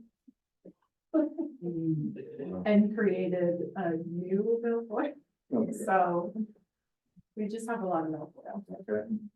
Yeah, there are a few other native plant species in the reservoir, but this plant will shade them out and overtake those. And harvesting is one tool in our toolbox, which we'll use particularly to protect these small areas, but it's resource intensive, and also this plant primarily spreads via fragmentation. So it sloughs off constantly the bottom 2/3 of the blade. So at the top, it looks like this giant mat, but it's really more like an umbrella. And so it's constantly sucking those off, and every single one of those fragments can then start a new plant. So, with harvesting, you have to do that in certain areas, and it does get you somewhere, but we also don't want that to do that on a large scale, because it could make problems. But the consultant will help tell us more on like how to maybe use that as one tool and then integrate other tools. And is there a depth at which they can't grow? Yeah, so it depends on, yeah, so it does depend on light availability. They generally prefer to grow at depths less than 10 meters. It's not to say that they couldn't grow at deeper areas, but right now we're generally seeing it in only the shallower areas. So How deep is the deepest? or the deepest 30 feet. So it can grow the whole. Well, that's pretty turbid up there. Yeah, it's that the water there, you see that it doesn't allow a lot of sunlight. And again, there's some life in it where you can't just drain it one cold winter and let it die. So I was also informed by our Layla Parker, who's on here, who's our Flexi water rights expert, wanted to address that in this oh, Layla, do you wanna, if you're available, sorry to put you on the spot, do you mind chatting about the putting all water in Colorado to beneficial use law? Sure. Can you guys hear me okay? Yes.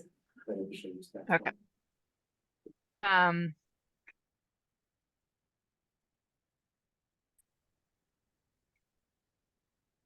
Sorry, can you still hear me? Yeah, yeah. All right, the Zoom kind of shut off for a sec. I just wanted to note that that in draining water out of Boulder Reservoir, all that water needs to be put to beneficial use under Colorado water law. So you can't just deliver it downstream. You have to find a user for it. And that can be super tricky to plan out. So when we drained the reservoir in 2020, we were balancing maintaining it high enough for recreation in the summer, and then getting all the water out as we moved into fall when people don't really want as much water because they're not irrigating anymore. So finding the users for that water while keeping the water in the reservoir when we want it for recreation is a tight balance. So it's not that it can't be done, but it's just a consideration that I wanted to mention. Why is there a law that prevents it from being delivered downstream? It needs to be delivered for something that is called a beneficial use under Colorado water law. So that can be, that's the law. It's use it or lose it principle, so like. Yeah. Given the scarcity of water in the state and in the West, based on our anachronistic, outdated water laws, all water, every drop has to be put to some beneficial use if it's a right, if someone has a right to it. And if you don't put it to a beneficial use, you lose the right to it. So you use the water right or you lose it. And so if we just give away a ton of water, if we flush it downstream, or if people that are expecting that water who have rights to it can't use it, they lose the right to it. So and actually conveying water rights like has to go through a court system too, so it even adds a layer of complexity. It is one of the reasons why we have water problems is because we've got this crazy water law system, but it's just basically a use it or lose it system. Yeah, and also just to reiterate that, let's say even if we could drain the reservoir, that wouldn't eradicate the plant. So we could certainly work strategically with partners and Northern Water and downstream users to lower the reservoir and help expose some of those shallower areas for longer periods in the winter and hope for a very cold winter. But again, lowering the reservoir or draining it wouldn't eradicate the plant even if we could do that. What's the turnover of the water? Like how much is used during a year and how much comes in? Is that a question that can be answered? It varies. But it always stays at the same level. So the reservoir, yeah, so the reservoir is filled by northern reservoir, northern water. Via the Boulder, canal on the north. And that generally turns on in April, mid-to-late April.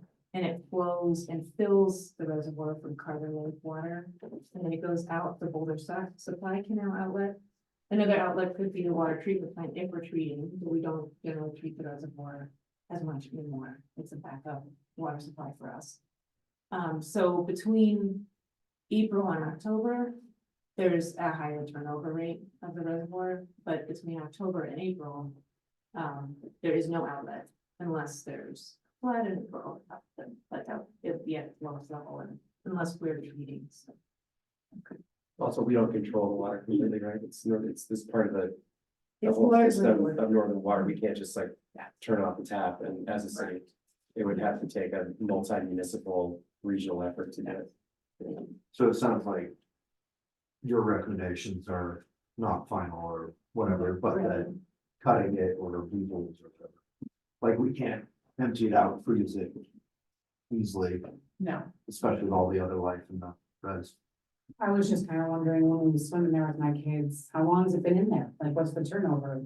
Having nothing. The to do- water itself, you're. Yeah, I'm curious, Your water you know. cost fee, isn't it? I'm just, you know, like this is off topic for sure, but like, so the turnover question, like when it goes out and it's coming in, does it stay a while? But it does, after with your. Yeah. Yeah. And it turns over for irrigation mostly in the summer.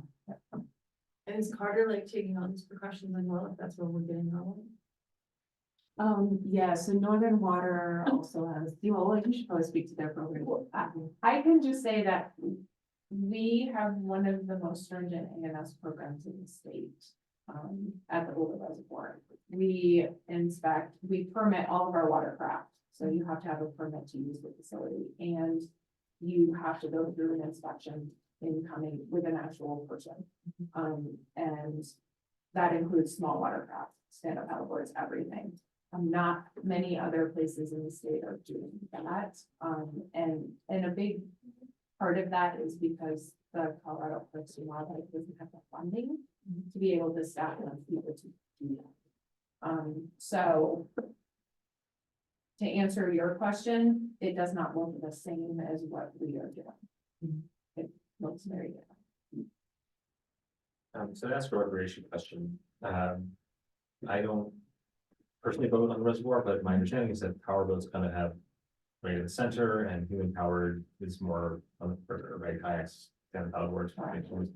So would I be correct in assuming that this, like the map you showed us of where the milfoil is most developed is impacting stand-up paddleboards, kayaks, canoes more than it is impacting motorized watercraft? Yes. Okay. Because they use that outer ring most of the time. Okay, so I would love to discuss, like, how do we make sure that human powered users still have a nice place to use their watercraft, and can we do that? I guess I don't know who's really responsible for this kind of thinking, but like, can we do that in a way that still respects the fact people are out there in jet ski or ski boats going fast at certain times of day? So we do have, times when the lake is available, completely available to all watercraft. And those are no wait times. And that allows, you can't create a wake in a power boat. And so that allows all of our small watercraft to be able to go into that circle, and use that space to recreate. So that is happening, and we are continually looking at what our time segmentation is at the lake, and what we need to do to make sure that we're creating space for others. And it's not that big a piece of water. Right, exactly. Yeah. Yeah. I'll say something else just to illustrate the interesting nature of all the water rights. When I was at the city council meeting for the historic district, there's a ditch that goes through that property. There was an attorney, a live human person, at the meeting who was representing 3 companies that co-own that ditch. So those companies are all older than the state of Colorado. And they have been owning that ditch, owning the water in that ditch since 17, whatever. And so that's how we got it. Yeah. You had mentioned that we have one of the most stringent, inspection programs or control programs for the Boulder Reservoir, and I have heard like from people just making comments, like complaining about how they can't go in Halford like they can in other, like Longmont Reservoir. So I was wondering, what is the result, like if you have a stringent program and you're ending up with the invasive species, like, are they having it in Longmont, and like in terms of the cost of benefit of having such a program? Sorry. The difference between Longmont and Boulder Reservoir is it's a protected body of water. Drinks for me. So Longmont, you can't compare how they do their inspections because we're protecting the water. So that's one of the reasons why we have a higher inspection or program for the ANS program. And we're also still trying to keep out many other ANS, including the zebra and quagga mussels, which is really where this whole program started, was because of the mussels. And we have a very controlled space, where a lot of other locations like Carter Lake, it's not as controlled. You can put in your boat in many locations, which makes it a little bit more challenging. So I know that in my conversations with Longmont, there have been a lot of conversations about how we do our program. And they're looking at making some changes. We don't know what that's going to look like moving forward, but they are having those conversations. Are they having the milfoil problem there? Not that I'm aware of, not at Union. I don't know about. I don't know. Are you talking about lack of access due to like permitting process? Yeah, I mean, I don't paddleboard, but some people like come to me complaining about like, why can't? There's only a certain amount of permits. I will share with you that we have not run out of small craft permits this year. We did add some small craft permits, but we have not run out as of today. So I think when we were hearing a lot of that, we were at a peak for stand-up paddleboarding. And I think now that peak is starting to kind of decline a little bit. So I think we're trying to figure out what is that sweet spot of the number of permits and what we can manage on the reservoir with everything else that happens. And you still just have seasonal permits. There's no day use passes. We don't have day use, we have weekday permits and season passes, but we don't have day use. And I'm assuming like the water is processed or cleaned. If it's being used for drinking water, like is water quality an issue? Yeah, so anyone who's using it for drinking water, like we have a water treatment plant at Boulder Reservoir, so if we are treating that source, it goes through the whole regular water treatment process. So is that why fuel and all that is fine? Because it gets cleaned out? We actually, when we do routine monitoring and would monitor for VTEX, so like butylene, xylene, toluene, fuel things, the signatures of boat fuel, and it's always been undetected. I think in the past like 15 years, maybe we had one hit added detection limit, but yeah, so we have and in addition to that, we also monitor for about 150 payments and other water industries. So we have a pretty robust. So it almost doesn't matter, like it's gonna get processed or cleaned afterward. What doesn't matter? The water, I'm just, as a hippie who grew up here, I just wonder why we have boats with fuel in our drinking water supply. I understand it's a non-controversial issue with all of Boulder, but, I'm just curious. I think, well, I can't speak for the recreation side, but I think it's sort of a balance between the recreational and water use and the intent of the. No, that is, I mean, that answers the question, it is a balance.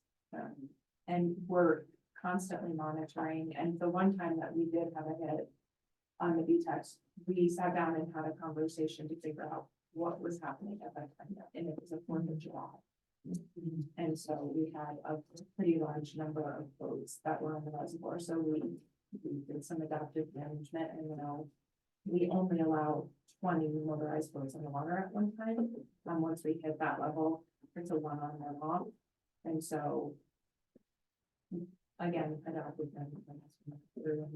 Different things. And you are jet skis a source of, Jet skis are not allowed. No. Other than for, water safety purposes. But it's not your primary source of water, right? Isn't it the Tasso is the main drinking water? So, yeah, it's a backup water supply for Boulder, but this is a critical regional water supply. So, it's a place where Northern Water stores part of, water from the Colorado Bay Thompson delivery system. And it also supplies water to downstream users like Erie, Lafayette. And then there's several ditches that come off there that use it for irrigation. So there are, quite a few users that rely on this as their primary, secondary, or tertiary water supply. and they need it to be clean. Yeah. And the dog feces is not an issue. Dog feces, no, not, I mean, I haven't, I think goose poop has been the primary, but we've done more No, with they it. are on the, dogs are allowed on the, On the North Shore. And they are I've allowed, seen dogs like just pooping in the water. yeah. Yeah. And dogs are allowed on the South Shore also, up until the 15th of May. And then they're not allowed the 15th of May through Labor Day. Oh, yeah, I'm always on the North Shore when I'm up there. And we test the swimming area, weekly when we're open for swimming. To make sure that, we're within the state regulated mandates. So I hate to do this, but Yeah. this has been an amazing discussion. Yeah, And I love the questions, but in the interest of time, we do have to move on to the next item. I can see Jackson just chomping at the bit to talk about the well, budget. thank you so much. Yeah, no, this is great. This is I never really good. mind moving along. Yeah. The questions have been amazing, and if you have additional questions that you want to direct No, to that's us, great. we definitely, Got it on. there. And They're feel free to available. reach out if you have Okay. questions. Thank you. But thanks for the presentation, that was really helpful, and thanks for the questions, that was great.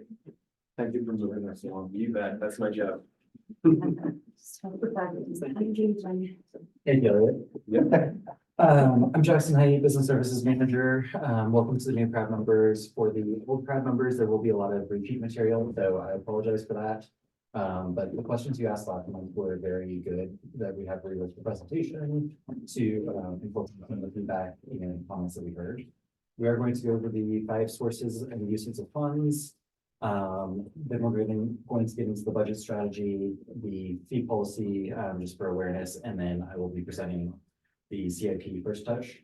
Mark is on the line as the expert CIP planner, but I think I can walk us through this tonight. So with that, I'm going to turn it over to Stacy, and you do have 2 graphics in front of you. Yeah, so first we'll go with the timeline, explain what graphics are. So Stacy Hoffman, I'm in business services, so I'll be in crowd numbers. This timeline kind of shows the crowd engagement and also what the 2025 budget development timeline is. We are sitting here in April, so we're going to do a high level financial overview of Q1. Give the fund overview as Jackson just mentioned, and then really this is your first touch with the CIP. As we move into May, we'll come back to the crowd with more details about the 2025 budget development and where we are at with that. And you'll have your CIP second touch for 2025 through 2030. In June, we will come back to the crowd with an action item to approve the Perm Park CIP and then also to recommend our 2025 budget submittal as well. On the bottom, from June through December, the budget submittal will go through the approval process and will go to executive budget team, the planning board, and then the city council with full adoption in October. So just to start the evening, we are going to review the main funding streams for BPR. The department is very fortunate that we do have some diverse funding streams. That includes dedicated taxes, sales and property, user fees, general fund support, and other fund support. So we do feel it's important for the crowd to have just a broad understanding of the various funding sources when we're talking about financial reviews with you all, and then also as we move through the 2025 budget development. So you do have two hands out in front of you. This bigger chart right here is right here. Is basically the primary funds for the department. We did present this at last month's meeting. And upon the recommendation of the FAB, we did put in other capital funds at the end just to show that the department does receive funding from other capital improvement funds that do come in. These are basically project-based. It's not just dedicated funding streams that we account for a certain amount every year, okay? On your smaller handout, which is also going to be a slide, this is just a summary here of our funds. It gives what our uses are, the creation of funds, if it's capital or operating, who develops the revenue, and who is responsible for expense recommendation and development. So just kind of two tools for you as you are new to the board or even continuing on the board, just as a refresher. So looking at our general fund is our first fund we're going to discuss. This is a governmental fund. It is supported by fees, sales, property, and other taxes. And this is mainly used for operating expenditures. It is managed by finance and allocated citywide. And for our department, this supports our forestry department, urban parks or park operations, the department admin, such as administration and business services, marketing, and then also our urban ranger program. The fund was approved at about $6.4 million for 2024 for parks and recreation use. The second fund that we do have is the lottery fund. This is a special revenue fund, and we do receive monies from the State Conservation Trust Fund, and they disperse that out to local governments based on population.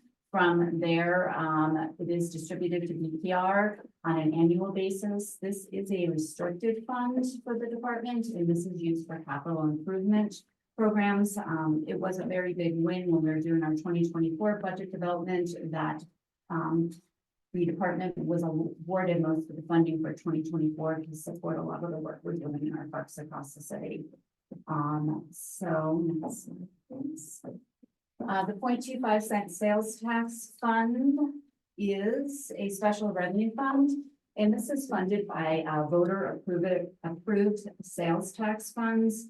The department does use this to support both the operating and capital expenditures. And just something that we did want to present out to the crowd that for 2024, we do have an ongoing subsidy transfer to the RAF. And this is to help fund the sports turf work group and certain community benefit programs. The reason the decision was made is our sports turf group was sitting over in the general fund and the 0.25. However, all the revenue was being received in the recreation activity fund. So it was really disjointed. So expenses were sitting in one fund. We had revenue coming in at a different fund. It made sense to kind of move everything into one fund for better management of that and just going to move that funding stream over. We'll also be looking at a conditional subsidy to the recreation activity fund or the RAF. We put a placeholder, and that's because the RAF is a semi-quasi enterprise fund. We do need to make sure that it operates more like a business with our revenue and expense in ratio. So we are looking at a subsidy transfer to make sure that fund does stay balanced. All right, which brings us to the recreation activity fund. And this is really funded by user fees and also donations, grants, and general fund subsidy.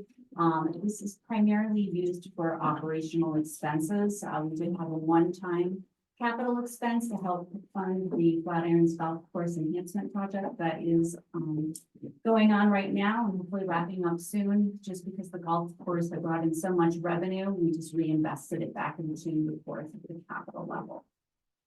During the budget process too, we will spend a lot of time developing this budget, talking about the recreation activity fund, monitoring this throughout the year because it's about a third of the total budget.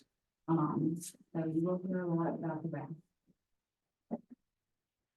The next fund to look at is the Permanent Park and Recreation Fund, which is dedicated to capital projects. It is funded by property and development excise taxes. And this is a fund that Brad will have that formal approval. So when we do come back to you in June, we will have an action item to formally approve the expenditure for 2025 out of this fund. The rest of the budget will be recommended. And the permanent park and recreation fund is used for acquiring land, renovating or improving existing parks and recreation facilities. It is restricted and it does not fund daily operations or routine maintenance. It's important for the district to know about this fund. This next chart, which you do have the handout here, just really kind of summarizes everything that I've mentioned. Going down to our different funds that we have, if they are restricted, a lot of that use is for capital development and planning. The creation of the fund is either going to be by city voters as in the 0.25 sales tax, city council, or state voters with a lottery fund. We have pointed out if it's capital or operating funds, with our operating mainly being out of the general fund, the recreation activity fund, the 0.25 sales tax fund, and other funding listed is really capital supporting. The revenue development, a lot of it is either the budget office or department staff. And then for expense development, it is up to the department to kind of formulate and develop our annual budget and then present that for approval. Questions on the funds? You're moving off of funds, like you're moving from this. I'm moving off of funds, but I'm definitely, if you have any questions on funds. My only question, like to build out, is like private groups can donate money and that's a source of income. Yes. We receive grants, donations, sponsorships, that accounts for about $400,000 to $500,000 a year that we get through all of those alternate funding sources is what we bundle together as. Groups can dedicate to a certain project, to a certain group of colleagues.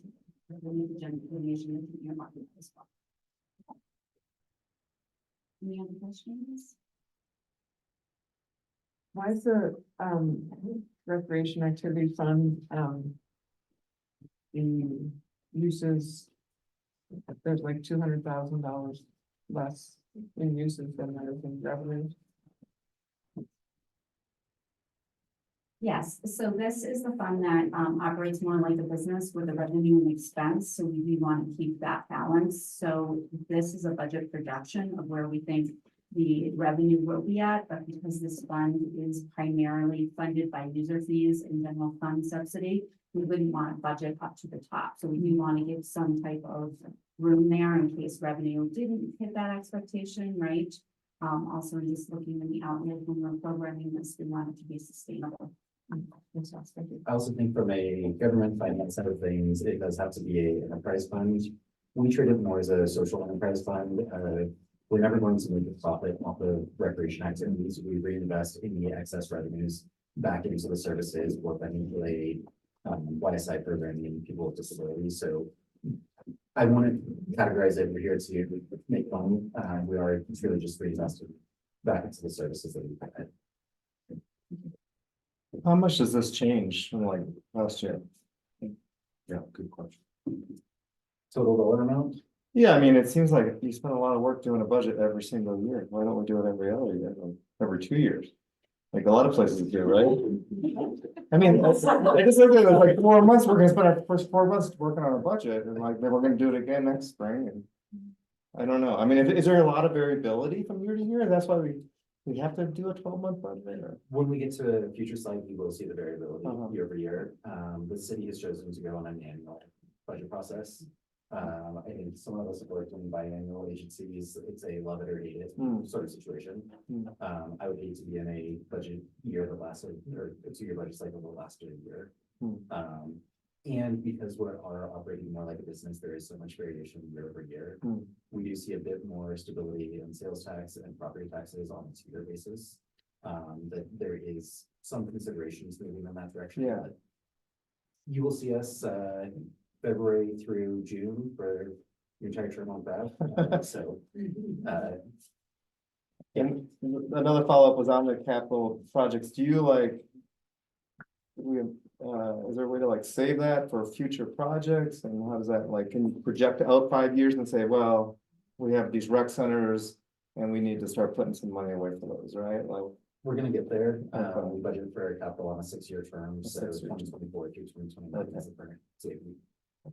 It's just important to note, although we are projecting out and budgeting, Mhm. it's just the next year that is formally approved. Mhm. So it's a plan from 26 through 30 Okay, with formal appropriation for 2025.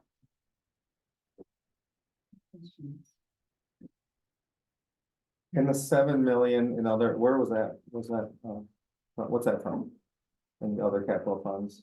Yep, so this is funding that the department has received to support specific capital projects Okay. that we are working on, and it is from the CCRS Community Cultural Resilience and Safety Tax, which is going to help fund a joint project with facilities for the East Boulder Community Center. We do have the Capital Development Fund, which is mainly funding Violet Park. And then we do have Boulder Junction, which will fund the pocket park.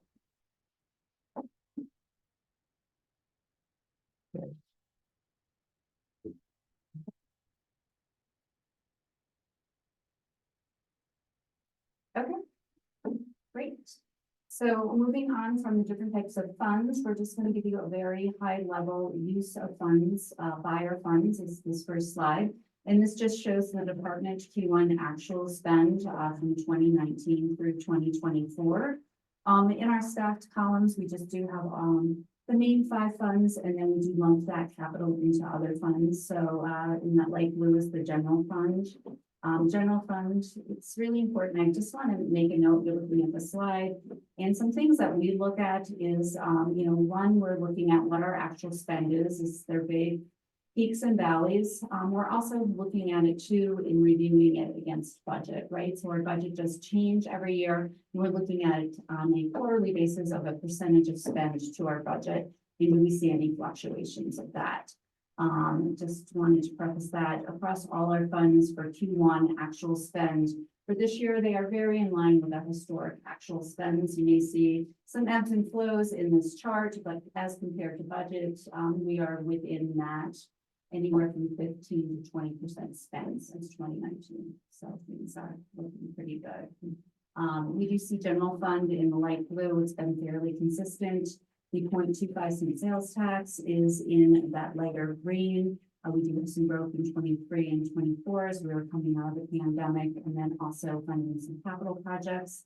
Recreation activity fund, probably see the biggest growth 23-24. This was the fund that took the most significant impacts in the pandemic. So we will see decreased spending 2020 through 2022 as those services were decreased and then slowly reinstated. The permanent park and recreation fund being very capital driven, you'll see ebbs and flows depending on the spend on the capital projects. A lot of this is what is going on throughout the year and timing issues. Lottery fund almost doesn't show up, but we'll see more spend in 2024 with an increased budget. And then we have our capital other funds. So again, CIP related, timing related, and really just show what the department is funding. For example, you do see a lot of capital spend in 2020 as we were finishing off the Boulder Reservoir, Scott Carpenter Park, right? We have high profile expensive projects going on. So you'll see that spend go up in the Q1. And just as a reminder, the RAF, the Recreation Activity Fund, is the revenue that comes in from the rec centers, and that's why it was impacted. Yes. During the pickup, just as a. User fees of recreation centers were shut down, services were cut, so it's been a slow build up. And that's the dark green. And then it's the dark green fund. And if you recall, shutdowns didn't occur until March 16th, so Q1 was actually pretty normal. It was Q2 that we saw we were actually giving away money instead of collecting money. So when we do the Q2 review, you'll see that, but. The other thing that we look at closely is just our spend per category. So in that light green color, that is our operating or our personnel costs. So salaries, wages, benefits. We do see that slight uptick due to cost escalation, cost of minimum wages increased, cost of wages. So we do see that climb up a little bit. The operating NPE, so materials, services, goods, is seen in the light blue. Again, we do see an increase in spend, mainly due to cost escalation 2023 through 2024. Also catching up still on some backlog of maintenance that was delayed during the pandemic. We do have the capital in light yellow, in that mustardy yellow, again dedicated to those capital projects. And then at the top, we have the cost allocation and any interdepartmental transfers. We just had pretty steady growth there.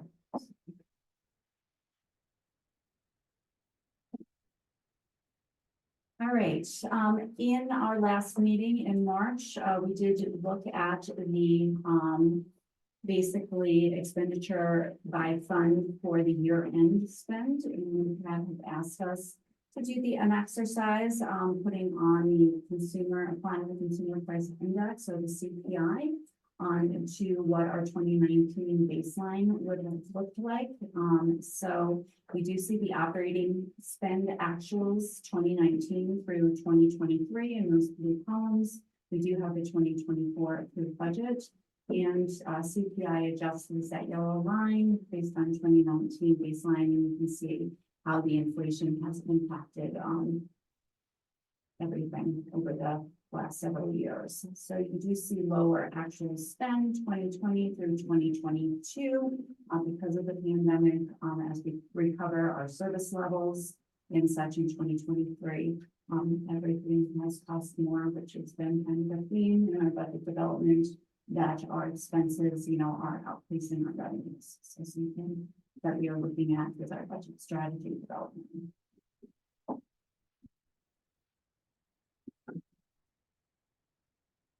Question?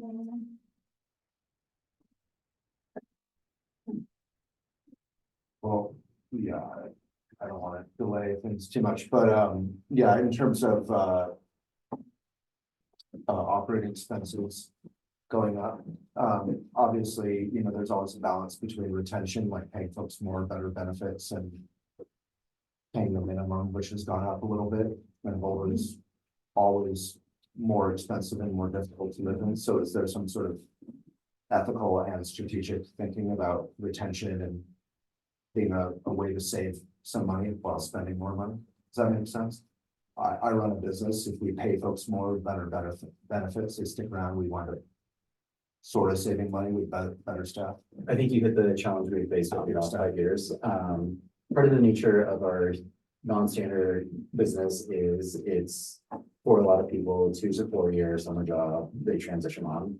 That said, we do have people who've been here 30+ years. Yeah, referring more to the not seasonal. Yep. So the not seasonal side, we went through a process called title review and classification and compensation, where the city examined all jobs across the entire organization, compared for competitiveness to the local market and other job duties.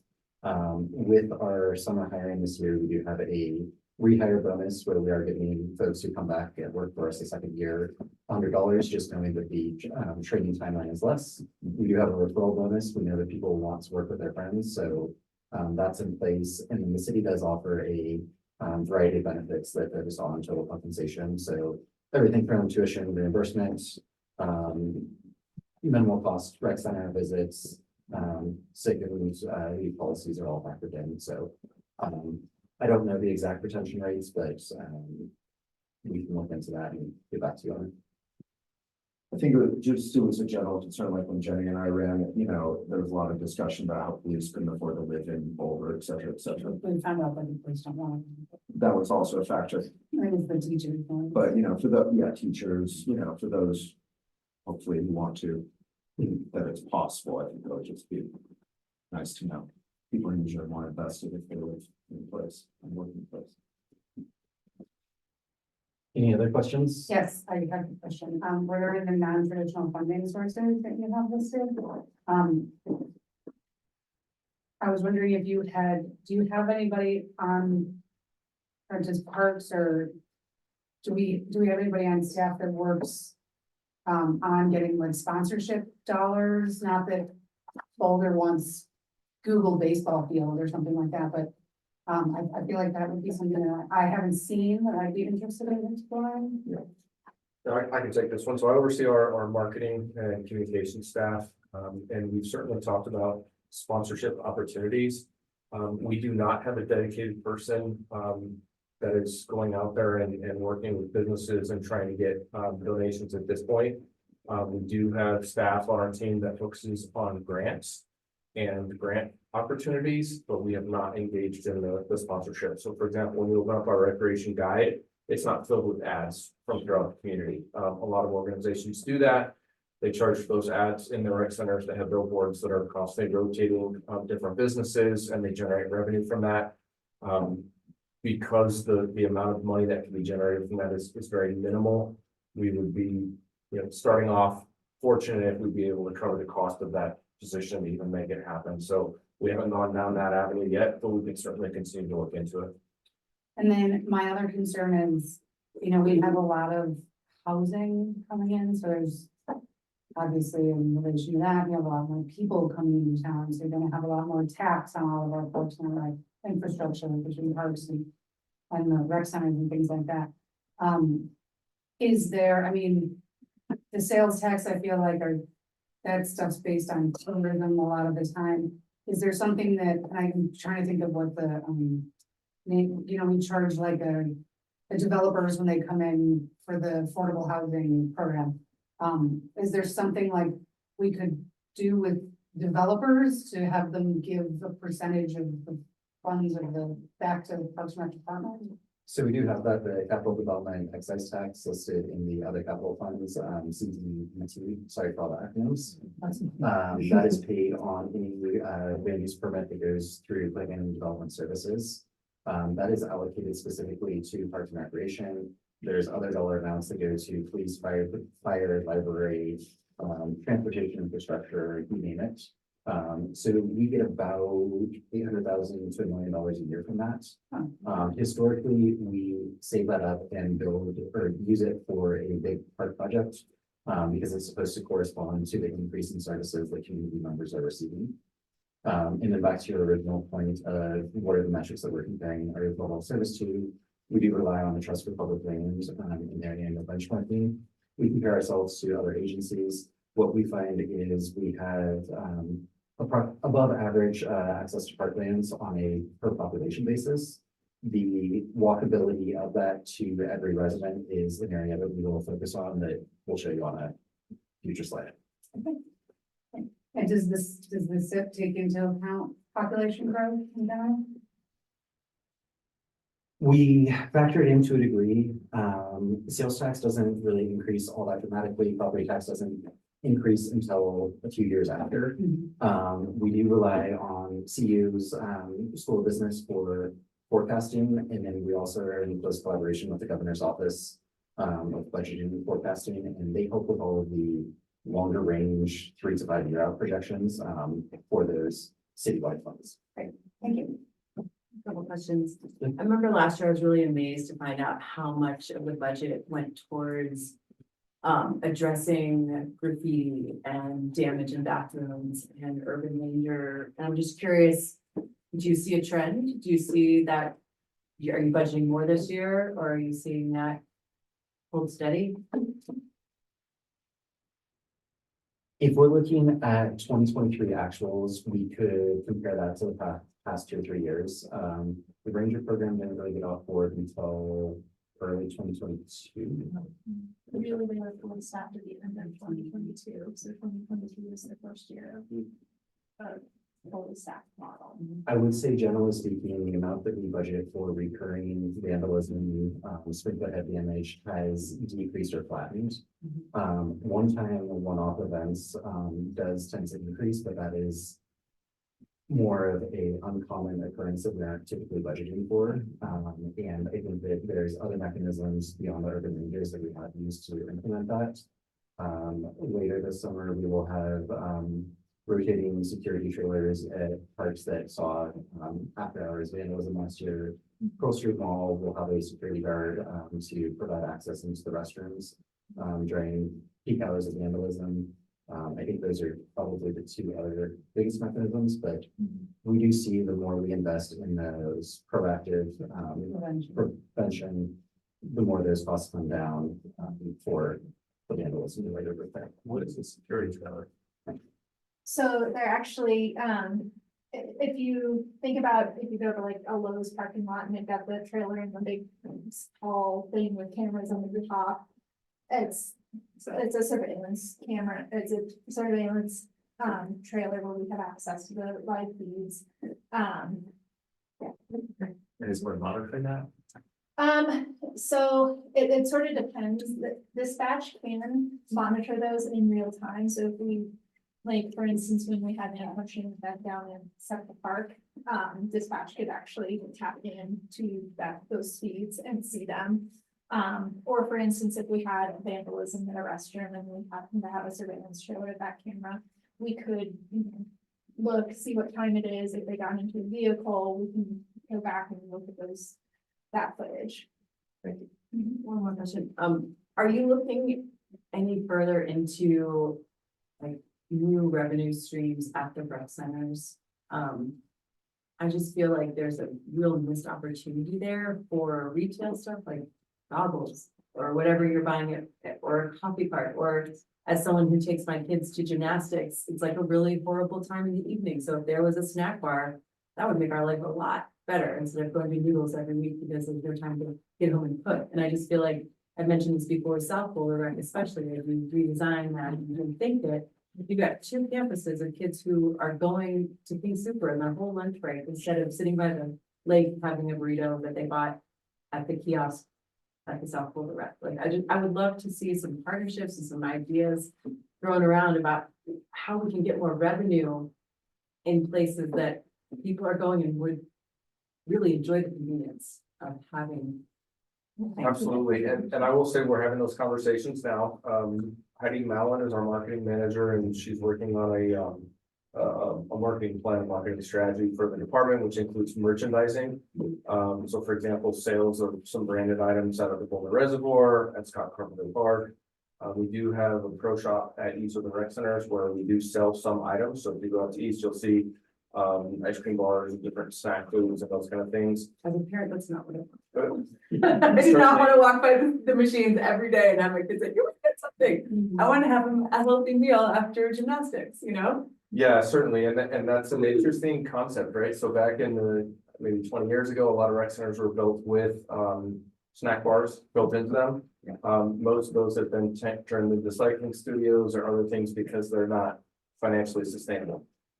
So I think that's something we can continue to look at. At Scott Carpenter, we will have a contractor providing concession services. And then, of course, at the Reservoir, Stacy and her team are going to be providing food service this summer as well. But I think we can continue to look in and figure out how we can leverage and create some more revenue and provide great service for the community. So we'll continue to look at that. I mean, as a marketing professional, I stopped by a great meeting a couple weeks ago to talk about this, and I think I don't know if it's necessarily about like finding more things to sell people to the rec center so much as it's just about getting more people to go to the rec center. And that was the thrust of our conversation. I think it's a huge opportunity to make sure that people who live in this city know that those resources exist and they're actually better than 24-hour fitness or Flatiron's Health Club or whatever. Well, I think like just giving East Boulder Rec and South Boulder Rec, like there's beautiful views there. And we're really good at getting people moving, and that's a great part about mental health in Boulder. I think we're really strong with getting your body, be embodied, move. We're not really good at creating spaces for people to gather and rest and reflect and enjoy nature. You know, you get on the trail, you're not allowed to get off the trail, you gotta keep walking. You go to these, parks and it's a lot of movement. There's not a lot of spaces that we've created where people can sit and look at the view and drink a coffee and talk to a friend. And South Boulder screamed out to me, like people will go there just to have a coffee and a burrito and sit by that lake and talk to their friends. Especially high school and I don't know if middle school kids are allowed to go out, but high school kids for sure.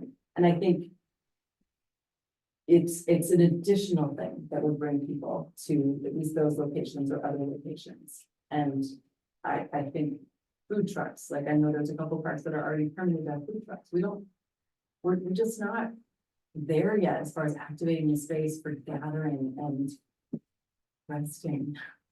I love that. Yeah, I'm good friends with Alex Alejandro. Some of you have worked with him with the coffee truck. He's at Valmont Bike Park at least once a week. Just making that, encouraging that, you know, if it's appropriate, if it's something you want. But I love that gathering, like actually at the Columbia Cemetery, which I mentioned, there's a whole bunch of different groups who come and almost inappropriately like set up chairs in the middle of the cemetery and hang out. And it's so sweet to see them make the trees talking, but clearly maybe they wouldn't be sitting on graves if they had other spots. It would be lovely for that. And I'm sure they do, but anyway. And I will say it's a fine balance, right, between, this touch screen, you'll see my. Oh, I'm trying. It's not. Oh, yeah, whoever is the arrow. Yeah, this last time. Sonny, I really appreciate that comment, right, because we certainly understand there's a need for that as well. And so it's a fine balance between what we offer as recreation professionals and parks professionals and how we handle our partnerships. One of the things we are looking into this year is updating our commercial use program and how we work with food vendors and then we don't have to be the experts in those kind of services, but we can partner with the people like Alejandro who are those experts. And so that's our goal. So And it's so fun. You go out there, people are skateboarding and, you know, hanging out. Right. I love the burrito thing too. Like I'm a little horrified by some of the stuff we offer sometimes health wise and plastic wise and. Yeah, and I think that's a tough situation for us to decide if we're gonna get into food service industry and providing that. I'd rather leave that to the food experts. But I like that, like partnering. But if we can with- partner, sure. And Yeah, if we can provide a beautiful patch of land that is part of under their jurisdiction, Absolutely. then yeah, they take the risk. yeah, I think you're right. But they're paying you something to be there, and that's a constant revenue stream that we're not taking advantage of. Absolutely. Yeah, as someone who grew up going to school and like eating ice cream out of when it was happening and Mrs. Pac-Man game was there at the time, it's gone, which I'm pretty upset about still. But, and that was a revenue stream that was like, at least now I know you were. Yeah, exactly. Screw school, Mrs. Pac-Man. And yeah, just partnering we have unbelievable people making unbelievable breakfast burritos and like, I'm sure they would be psyched to make a couple hundred extra. Sure.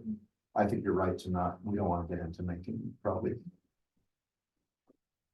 I'm looking at our defense there.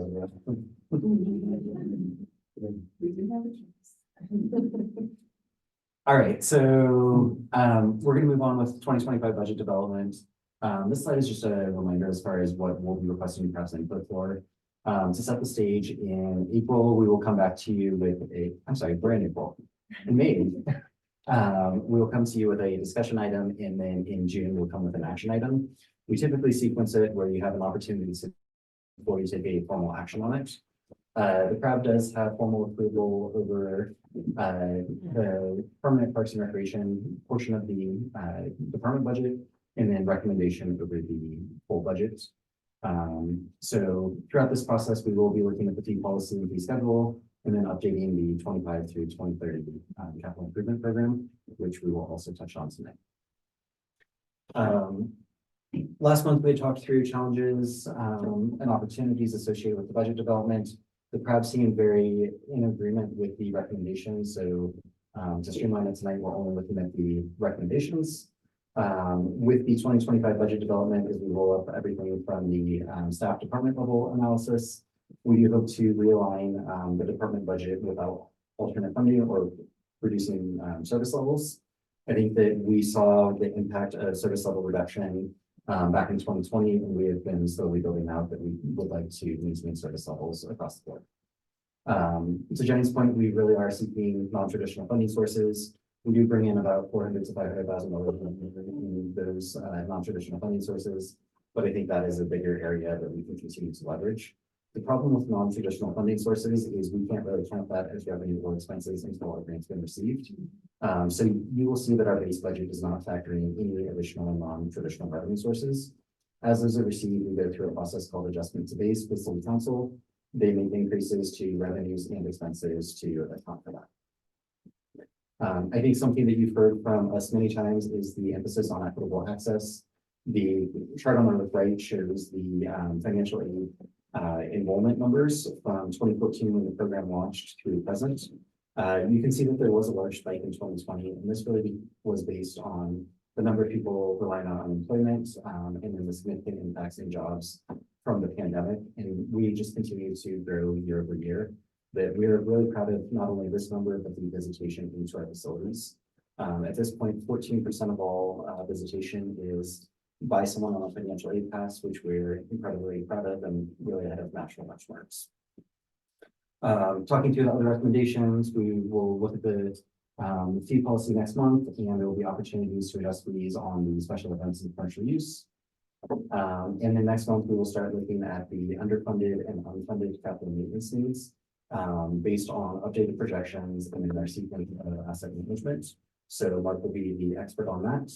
And then we are aligning all of our budget development standards with CAPRA Chapter 5. CAPRA is a national accreditation process that we're going through currently, with the goal of being accredited by the National Parks and Recreation Agency Association next fall. So flew through that. We're just going to go through the fee policy real quick, mainly for the new members. These two graphics, the top one came from the 2022 department plan, which was statistically valid and provided input from everyone across the community, as well as the crowd, the city council, and staff. And coming out of this plan that was adopted unanimously, it was felt that taxes would pay for programs where community members benefited, whereas user fees would pay where individuals benefited the most. So an example is one of our expand programs that support people with disabilities. That's funded primarily through the general fund subsidy that's received, whereas something that's a individual sport, we'll say a softball league, is fully covered through user fees. On the bottom is a graphic that we developed last year that looked at what the cost recovery target should be based on those different levels of benefits, going from community to recreation, kind of middle of the ground. You do have a wide variety of folks in there, but there is some personal benefit to individual being those individual benefit programs. So the more individualized a program is, the higher the cost recovery target is, and that's essentially that person covering their full share of the services that they are receiving. So last year with the fee policy, we created 10 different program types as far as fee categorization. In 2024, the golf course and rentals were big areas that were updated. Later this year, you will hear updates from staff on the commercial use program. This has been in the pilot phase for 12 years now, so we are hoping to create some bigger parameters around it. And then the citywide Office of Special Events is also working on some fee policies and fee updates that we are seeking to update those as well.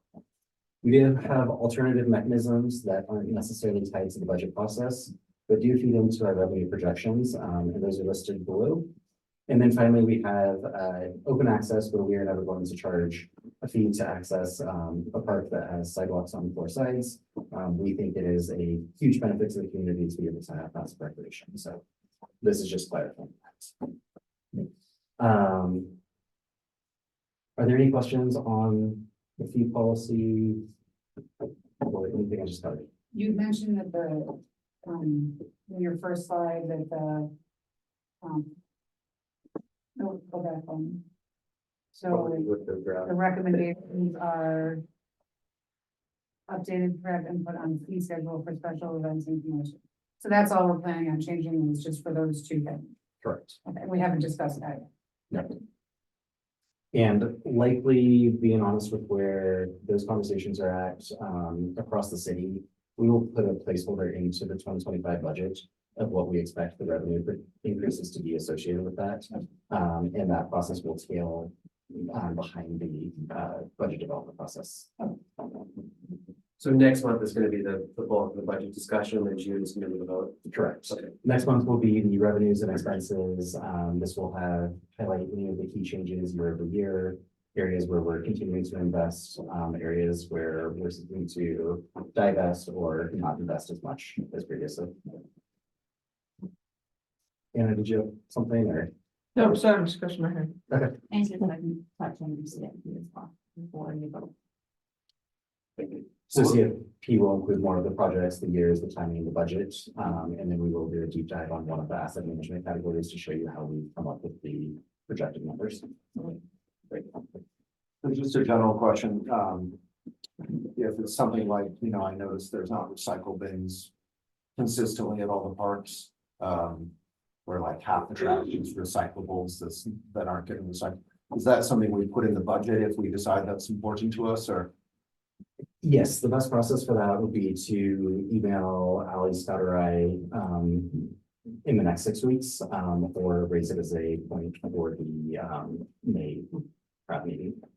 And related question, like if there's a desire for a new park or a new amenity of some sort, when does that happen? Or how does that happen? So typically through the CIP process, we would look at things about 6 years out. So if there's things that we need to identify, Mark has a list and quite a bit of information about taking care of what we have and that asset management piece. And so I think that's something that we'd want to have brought up right away, and we'd figure out where it goes in the schedule, and it would eventually take several years. Okay. And we can add that to the agenda. So we could say like, next month is gonna be huge, but you know, the June meeting. And then maybe like sometime in July or August, we could like actually put an agenda item, so let's talk about what the potential CIP backlog is, what are some ideas we have, you know, just so we can participate in that more formally. So just let us know when we can add that. Any other questions? Okay, I'm gonna switch over to the CIP first touch. There is very close coordination between business services team and the planning team on the CIP. So tonight I'm taking the lead. Mark is available should there be any questions. Last year was the first year of the capital investment strategy. This is where the planning team came and really identified what had come out of the 2022 department plan in order to recategorize and restructure our capital improvement program. I'm going to call it CIP from this point forward. It just saves me a few words, so I appreciate it. But we do have a 6-year cycle that we rotate through the CIS, and this is really highlighting that we are in year 2. With year 2, we are focused on the annual planning and then a 2-year work plan. So it's very hard in the capital world to only within 1 year because of the planning and prep work that goes into something through community engagement and design. Then you build it, and then post-build, you are getting into the operating phase. So back to Stacy's point, let me finish this slide. So we will just continue to cycle through this where we do update, and then in about 5 years, we'll be going through another department plan update process. And this will be an opportunity for us to incorporate more feedback from the community and what's desired. But each process is very cyclical, focused on the next year for appropriations, both looking 2 years out for staff capacity and workload planning. So here's a better graphic that highlights it. The capital improvement plan is really a 6-year plan. This is what goes through CRAB to planning board and ultimately to city council, and is called the CIP. The 2-year work plan is really helping our staff figure out the timing and frequency for community engagement and design work, and then the build is more of that 1-year plan. So ultimately, the way the budget is adopted, there's only appropriations for the next fiscal year. So we will be talking about the 2025 through 2030 CIP, but 2025 is the only year that will be appropriated. Everything in the out year, I like to describe as written in pencil. We may have to erase it, change around the project timelines, the project budget, what goes when and where, and that's part of the process that we go through with the FAB, and we'll have with you next month. So with the capital investment strategy, there was 3 different categories that all of the CIP investments fell into. Asset management is our biggest. This focuses on the department plans theme of taking care of what we have. We recognize that we already have a tremendous value in the park system that we own, but we want to maintain it, ensure that it is in a good standard. So I believe the asset management accounts for about 50 to 60% of our overall investment year over year. Next to that, we have under that, we have the parks and recreation facilities. This is really going in and doing a big refresh on a specific property. And it's driven by what the life cycle is for our buildings and when it fits into both the funding and staff capacity standpoint. So an example of a Parks and Rec facility plan going on right now is the Park on Violet. That is an area where we are putting significant investment. As Mark mentioned earlier, it's a 2 to 3 year project from when the community engagement kicks off until the ribbon cutting ceremony occurs. And then the last category is system planning. This is really less than 5% of our overall investment. These are 5 to 7 year plans that we're looking at for how we are planning for the future. So a recent example that the crowd has heard about is the port system plan. This looks at what is our current state and where do we want to be in 7 years and how are we going to make investments. What you'll see is the recommendations that come out of the system plan will then feed into the Parks and Rec facilities, and then ultimately asset management is taking care of all of those facilities across the board. So now that I'm talking through this, we will change up that graphic, but you get the gist of it. These two charts are directly from the 2022 department plan and highlight what we would do for both the facilities and parks in a fiscally constrained environment, which is the current environment that we're in. Action and vision level funding or action and vision level projects are what the community identified as be nice to have, but not within the current budget environment to get there. That being said, we do have one-time funding sources such as the CCRS and the capital development excise tax that have allowed us to start factoring in some of the action and vision level items. And as that one-time funding comes through, whether it's grants and donations or community supported one-time taxes, that is how we would fund more of the action and vision level items. I think I just want to highlight fiscally constrained is what we are committed to achieving as part of the next 5 years. Anything that we get above and beyond in the action and vision is great to get to, but is not our first priority. So I know there's a lot of things that go into the whole CIP.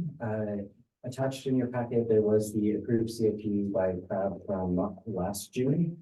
I think that what we wanted to highlight as far as the decision-making tools is this is not done in a vacuum.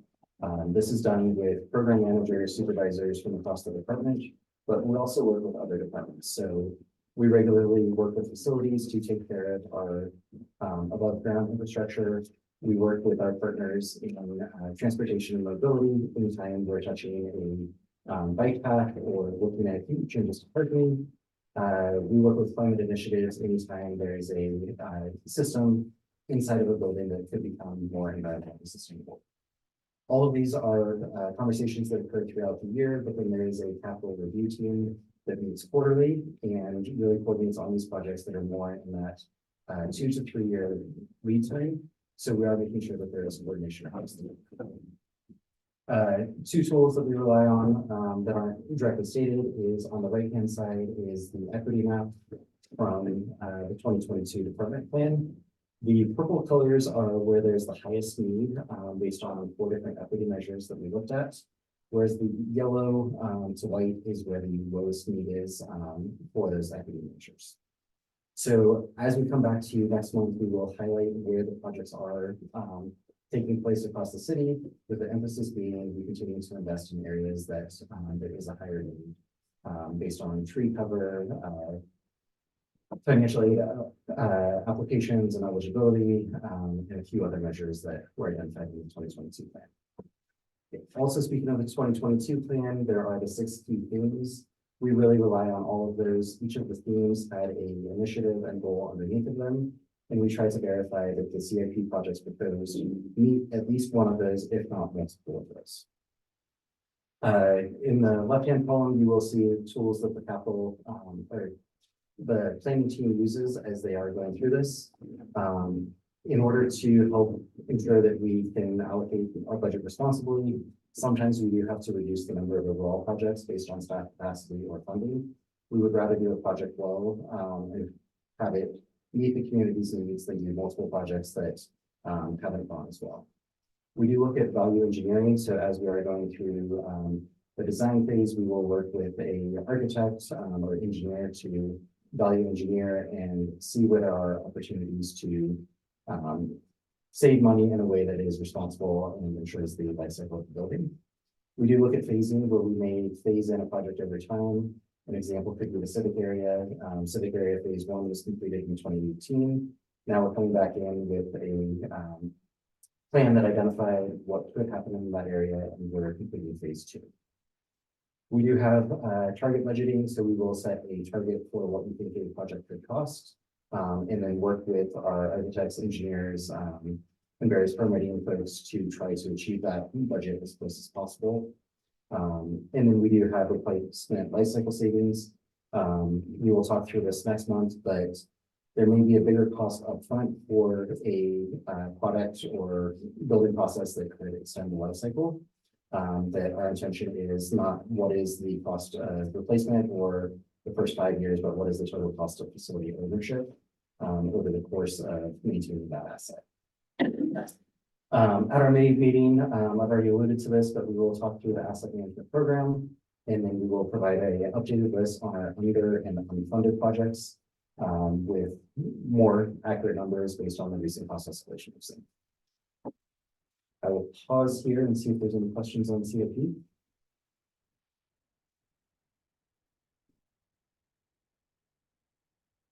Okay, Stacey already alluded to this, but I just wanted to remind you, next month we will be returning with a discussion item. This is the precursor before the action item.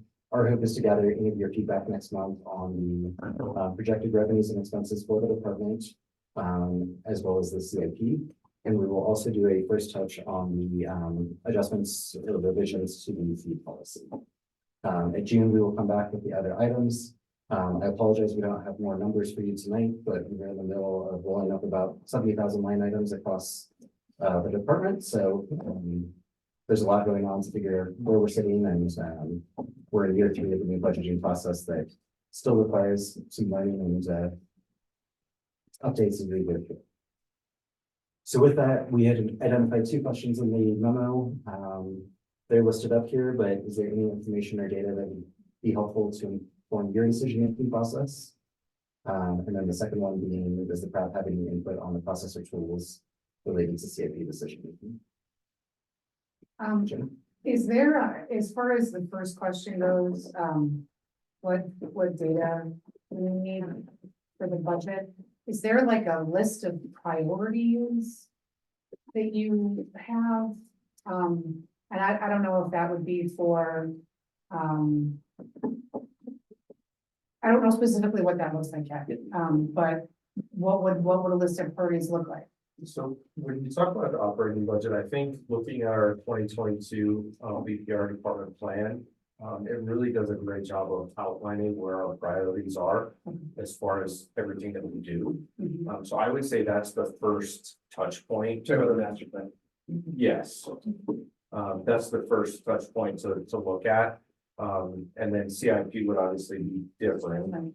But I think we've identified in that plan, our priorities financially are people with disabilities and youth and older adults as really the priority that was outlined, and that was shared with us by community members. That was the feedback that we heard, as those should be the first priorities. So but there's quite a bit more in that plan that I think is worth reviewing as far as priorities for our operating budget.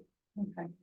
And so, like Eric had mentioned, if there's not a lot of fluctuation between the years in the operating budget,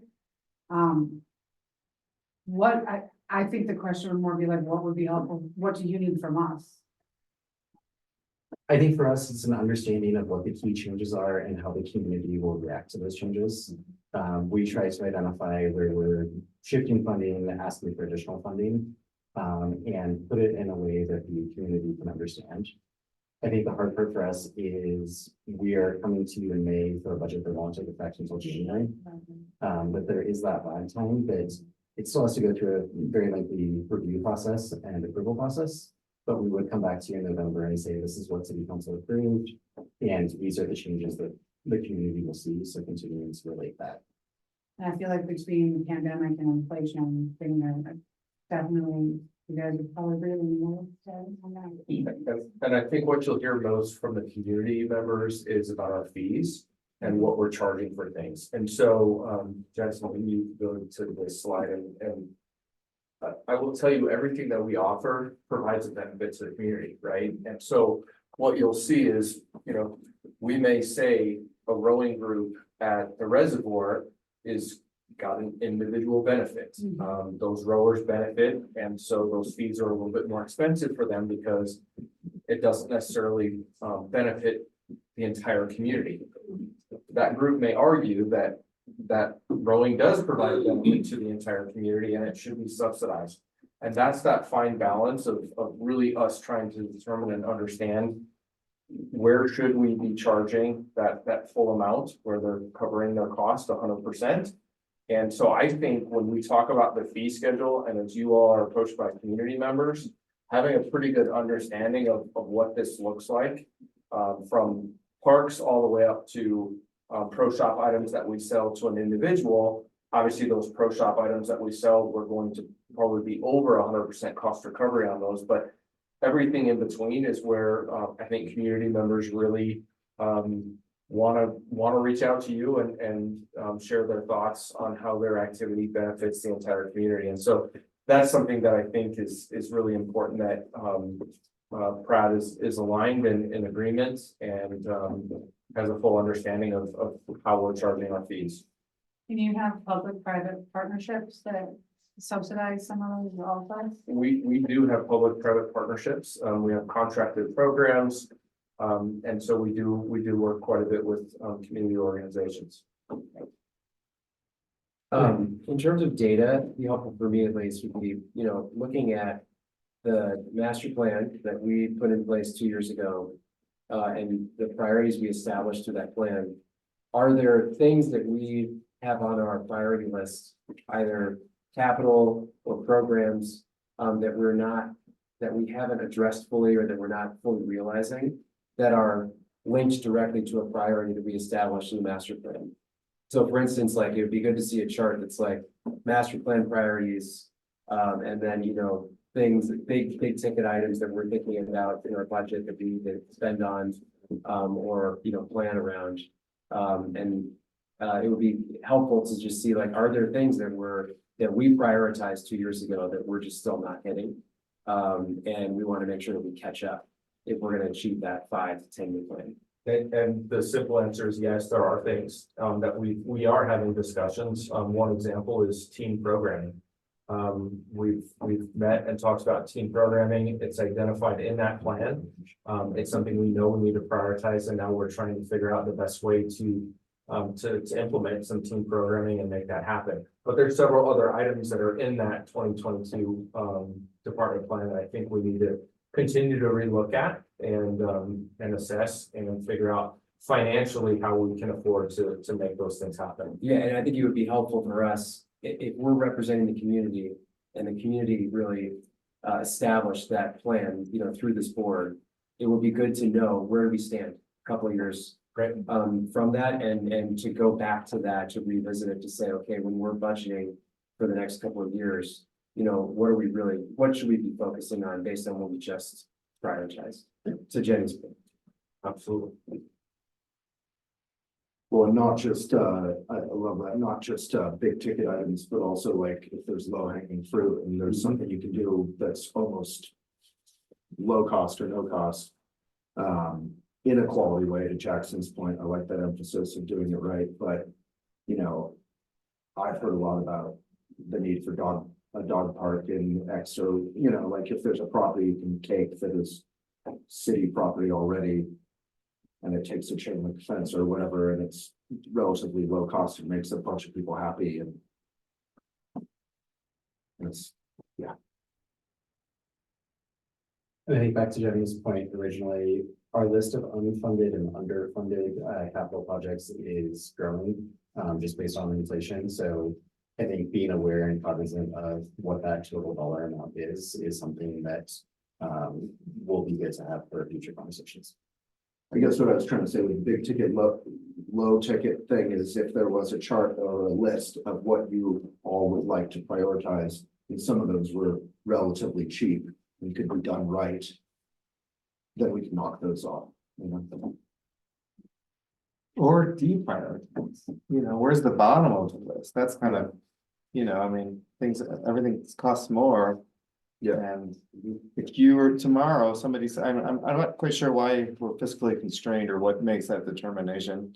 But, you know, if they said, oh, you have to prepare for a 10% budget cut, what would you cut? You know, and that says a lot, doing that exercise to say, these are the really expensive things that may not be benefiting, the community so much. And I kind of like that. I'm more interested in that list than I am the other list, honestly. Absolutely, and I think we took full advantage of the pandemic and the reduced level of service, and we're very careful in what programs and services came back. And we were very critical and strategic in eliminating the programs and services that didn't provide that level of community benefit that had the impact we were hoping for. And so we have come back a little bit more methodical but intentional. And so I think that's something that we need to continue to do. And Jackson and Stacy do a phenomenal job recommending how we shift our resources between different areas within the department. We have a huge department and a lot of programs and services that we offer. And so we're really strategic in where that funding is spread out and how it gets shifted around to best meet the needs of the community. So maybe you could review some of that. I mean, that would be interesting. Yeah. Because it sounds like it's in good shape post-pandemic, that side of the list. Well, when Sonny mentioned about the graffiti and stuff earlier and vandalism, it would be helpful for me to see that level of detail also. Should I just go on to the city website? I know I can find pretty much a pretty detailed list. Or is that something that you would be able to provide a little bit more? We'll provide it through the memo. Okay. We have 70,000 line items across the department. I'm not going to sift through that. So. I've tried. I did try last year. I got very far into that thing and was like, oh my goodness. Yeah. So that would be super helpful. I don't need 70,000. We'll be simple. Maybe. And is that part of our function? I think that's what I keep sort of asking, like if someone has a specific focus or interest or skill as new board members, how do we step into useful roles that aren't just general roles where we're saying yes or no or asking dumb questions? Speaking person. We can certainly individually contact staff at any point and raise issues that are important to us and we feel like we have some, competence or background in. You're at any time. So that's the main way, and then bring that to the. And then you absolutely can utilize that discussion within our meeting to kind of drive discussions forward on various topics. And I think it's a same of like, as a body, our power that it is fairly limited. Like, we're an advisory board. We are here to give feedback to staff who are the professionals. And we collectively give advice recommendations to the city council or the legislative body. We're not here to make decisions about what part gets built. We're here to make a recommendation. Right. Yeah. Which is quite powerful. Oh, yeah. Without having any power in it. Certainly. Because the city council isn't necessarily going to be like, we need burritos at. Maybe they will, but yeah. That's. And it's Mark, sorry, my camera still won't work. Can I just mention there's also the board liaisons, which is really helpful when we get the major projects up and running for new board members to be aware of. And Ali will work with you on identifying which board members will be liaisons, excuse me, for which projects. Yeah. Thank you. Yeah, thanks, Mark, for reminding me about that. We have a program where we have liaisons that work with the community, staffing and engaging with the community on specific items that are top of mind right now, or that are among projects that are community facing. If there's like a preliminary phase where we're getting community input, or there's an issue that's come up on one of our projects or properties, then we have a board member who kind of leads that. Not leads, but like works with staff on behalf of the board, and then brings info on that back to the board meetings and gives updates. How do we come? We do that through the meeting. We're not gonna do that today just because it's, for lack of time, but we could definitely put that on next month or the month after's meeting agenda, and make sure that we're actually assigning those. Great. All right, we got what we needed. Thank you. Well, that was incredible that you were able to go through that so quickly and understandably. Yeah. Thank you. I'll slow down next What time. we needed. Thank You're you. both very speedy, so Yeah. sorry about that. No, that was great. And thanks for the questions have been really phenomenal. Really appreciate it. So the last part of the meeting is matters from the board, which is really where we kind of take control and have our discussions. And it's typically a briefer part of the meeting, but we have a few items on the agenda tonight. One is what we always do, which is Crab Matters, which is like we can share things that we've heard in the community or, ideas that we have or comments. And we typically try to keep those to a couple of minutes per board member if we can, but obviously more thorough discussions have been had on that topic. And then we also wanted to make sure that everybody knew that there is a field trip planned for August 26th, which is one of my favorite parts of the year for Crab, is where we actually get to go and visit sites around the city where there are existing properties or properties in progress, and we get to hear from staff who present to us on those properties and programs in person, on site. And it's a really great way to kind of bring to life what we're doing, rather than just sitting in a room and talking about things and looking at pictures. So mark your calendars for that. But in terms of Crab Matters, it's really open-ended. And I know that sometimes people don't want to share anything, and sometimes everybody wants to say something. So I'll open it up to the board for anybody who has questions, comments, anything you want to share related to crab business. I do, but I'm happy to not go first. Yeah. I'll go first. I just wanna give kudos again to the gymnastics program. It's just amazing. Kids both love it and are thriving in that. But then I also want to bring attention to the fact that nobody, when they introduced themselves, said that their favorite park was in South Boulder. And I live in South Boulder. I got onto this crowd board because I have an interest in improving some of the stuff in South Boulder. And I had an experience over spring break that I want to share with you. This happened at Shanahan Ridge Park, which is the southernmost tip of Boulder. And it's surrounded by high density townhomes. And it's the one space that all of us who live there can kind of recreate. We don't have yards, we have very small little patios. And so it has incredible opportunity or incredible possibility, but it just does not, it doesn't have an identity. It doesn't really serve a purpose. It's a big slanted green space that's mostly used as a dog park, but it's not supposed to be a dog park. There's a small tunnel with 2 small slides and a couple big areas of stone, which is kind of cool the way it's designed, but it doesn't really, it serves a purpose to get up on top of the tunnel. And unfortunately, it's in disrepair. So all the stones that were cemented there are loose and falling off.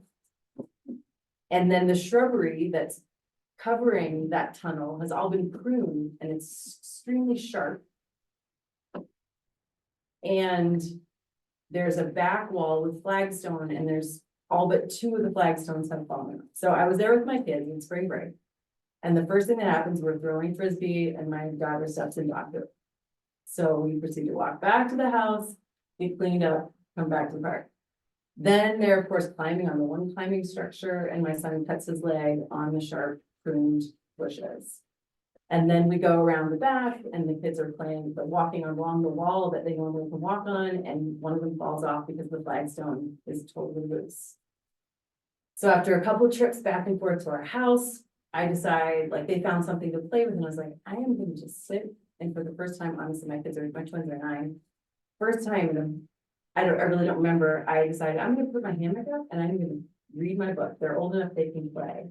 So I put my hammock up in the two only shaded trees that we have there. And I've never seen a ranger there, and I had no idea that it was not okay to hang up a hammock in trees. And so along comes the ranger and tells me like to take down my hammock. So I learned something, but I also really need to state that there is no place to relax there. They were like, why don't you put a blanket on the ground? And it was like, well, there's mud and soggy ground everywhere. Well, why not over there? Well, there's a border, a stone border that's seething with snakes, literally. Like they were all in a big bundle, I guess my kids never watched. So it's got so much potential, but it's just serving the 3 and 4 and under crowd. And the parents who were there with the 3 and 4 and under crowd don't have any place that's like, there's a metal bench that's in the sun, and there's just nowhere for that community to gather. And it's, you know, I think like talk about low hanging fruit, like we just need a couple of picnic tables. We need maybe a couple places to hang hammocks. It's got one of the best views in Boulder, but there's just nowhere to like hang out. Sunny, would you mind if Mark chimed in and just give you a quick update? Because we were talking, Mark, about like, you know, how did people use spaces last time? And how do we get input from this community, which is high density? Like, how do we want to activate this space? And I don't think it would take much to actually attract people there. And then one more thing I do want to mention before I forget is adjacent to this park is a big field with tall grass, which is really nice as a buffer between the park and the road, but it's also more and more looking like a huge fire hazard. And I just don't know how it feels like this park is not on anybody's radar. And at certain times during the year, it really needs to be looked at as a fire hazard and taken care of. So that's kind of my observations in the last month about that park, and it just needs some love and attention. Yeah, no, I'm happy to respond to the, yeah, no, you're right. We've got quite a few parks across the system that need a little bit of love. And what Jackson was talking about with our budget earlier was the fact that we do have quite a few parks with assets that are kind of reaching the end of their life cycle. The good news is we've got a mature system with lots of services, but the issue of having lots of services and assets in those parks is that the life cycle comes together at once. So we need to do replacement rather than just continue to maintain. And some of those assets, because they're at the end of the life cycle, aren't as relevant today as what we'd probably want in parks. We just to let you know, we actually had an international expert in last week training staff on nature play. And to get your point, there's 4 aspects of nature play that they pointed out. And when we say nature play, it's not just for kids, it's for adults as well. And they were getting at the idea of gross motor skills, fine motor skills, culture and art, and then the 4th one was contemplative quiet spaces. And that's something in our mature parks that doesn't really exist. It's mostly for the kids' gross motor skills, and then it's kind of the grass and trees approach. So as we look to update the parks, we'll probably be bringing in some of this more up-to-date thinking, let's say, and that will then infer the design. Probably the hardest part, frankly, will be, let's just say we can do 6 play areas over the next 6 years at about 500,000 a year. One of our jobs at the minute is to prioritize those. We just did a count last week. We've got about 40 play areas to prioritize. So we'll be working with you to bring these numbers back and this prioritization over the next few months and really trying to get into where are the parks and make some tough decisions over where are the parks that have the worst condition, the biggest equity need, the biggest service demand. And you're bringing up a topic about a park, and not to ignore it, but to say, how do we think about that across the system and prioritize? And then frankly, at what point do we say, do we need a bit more cash to figure out how to speed up the renovation of these spaces? And that's where I point to Jackson and to Stacy. I just out of curiosity, was it like an open space ranger that told you guys had it, or was it one of our? One of our rangers, yeah. So I was glad to see a ranger there. In 20 years, I've lived there. I've lived there over 20 years. I've never seen a ranger ever, so it was quite ironic. But it, you know, it made me feel good that they're there, but it's still. It's really, you know, not the part, but it was really loved. Like there, it has such a heart, but it just is falling apart. And even the swings that they put up, like I can barely sit in them. So like my kids who are 9, like one of them can do it, the other one like needs me to help them get on the swing. So again, for like a park that's designed for honestly like the 5 and under crowd, half of what's available isn't even available. Like it just needs a little attention. Shanahan Ridge. Mhm.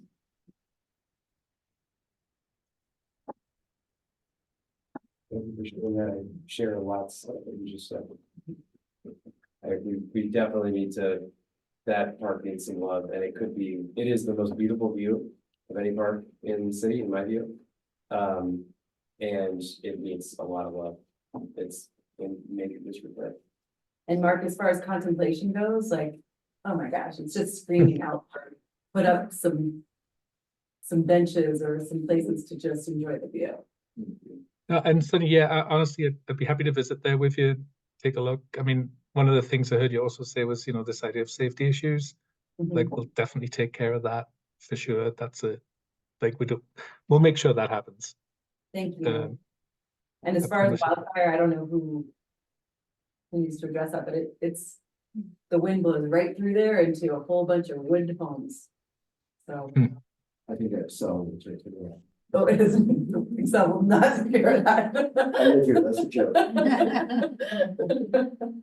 I can just add really quickly on the wildfire front. I have been working for the past probably 2 years with a sort of cross-departmental team that includes Boulder Fire Rescue, Open Space and Mountain Parks, talking about wildfire. Specifically, most recently is the Community Wildfire Protection Plan. So those are all kind of definitely cross-departmental issues and things that we're looking at, and how do we look across the city of city-owned properties to how to help reduce community risk. So that is definitely on our radar, sort of generating the system. And really, the Community Wildfire Protection Plan was great because we brought in a lot of experts that did a lot of modeling with fires, what does fire behavior look like, and where are the areas of most risk, and how then can we prioritize the areas across the city for risk reduction.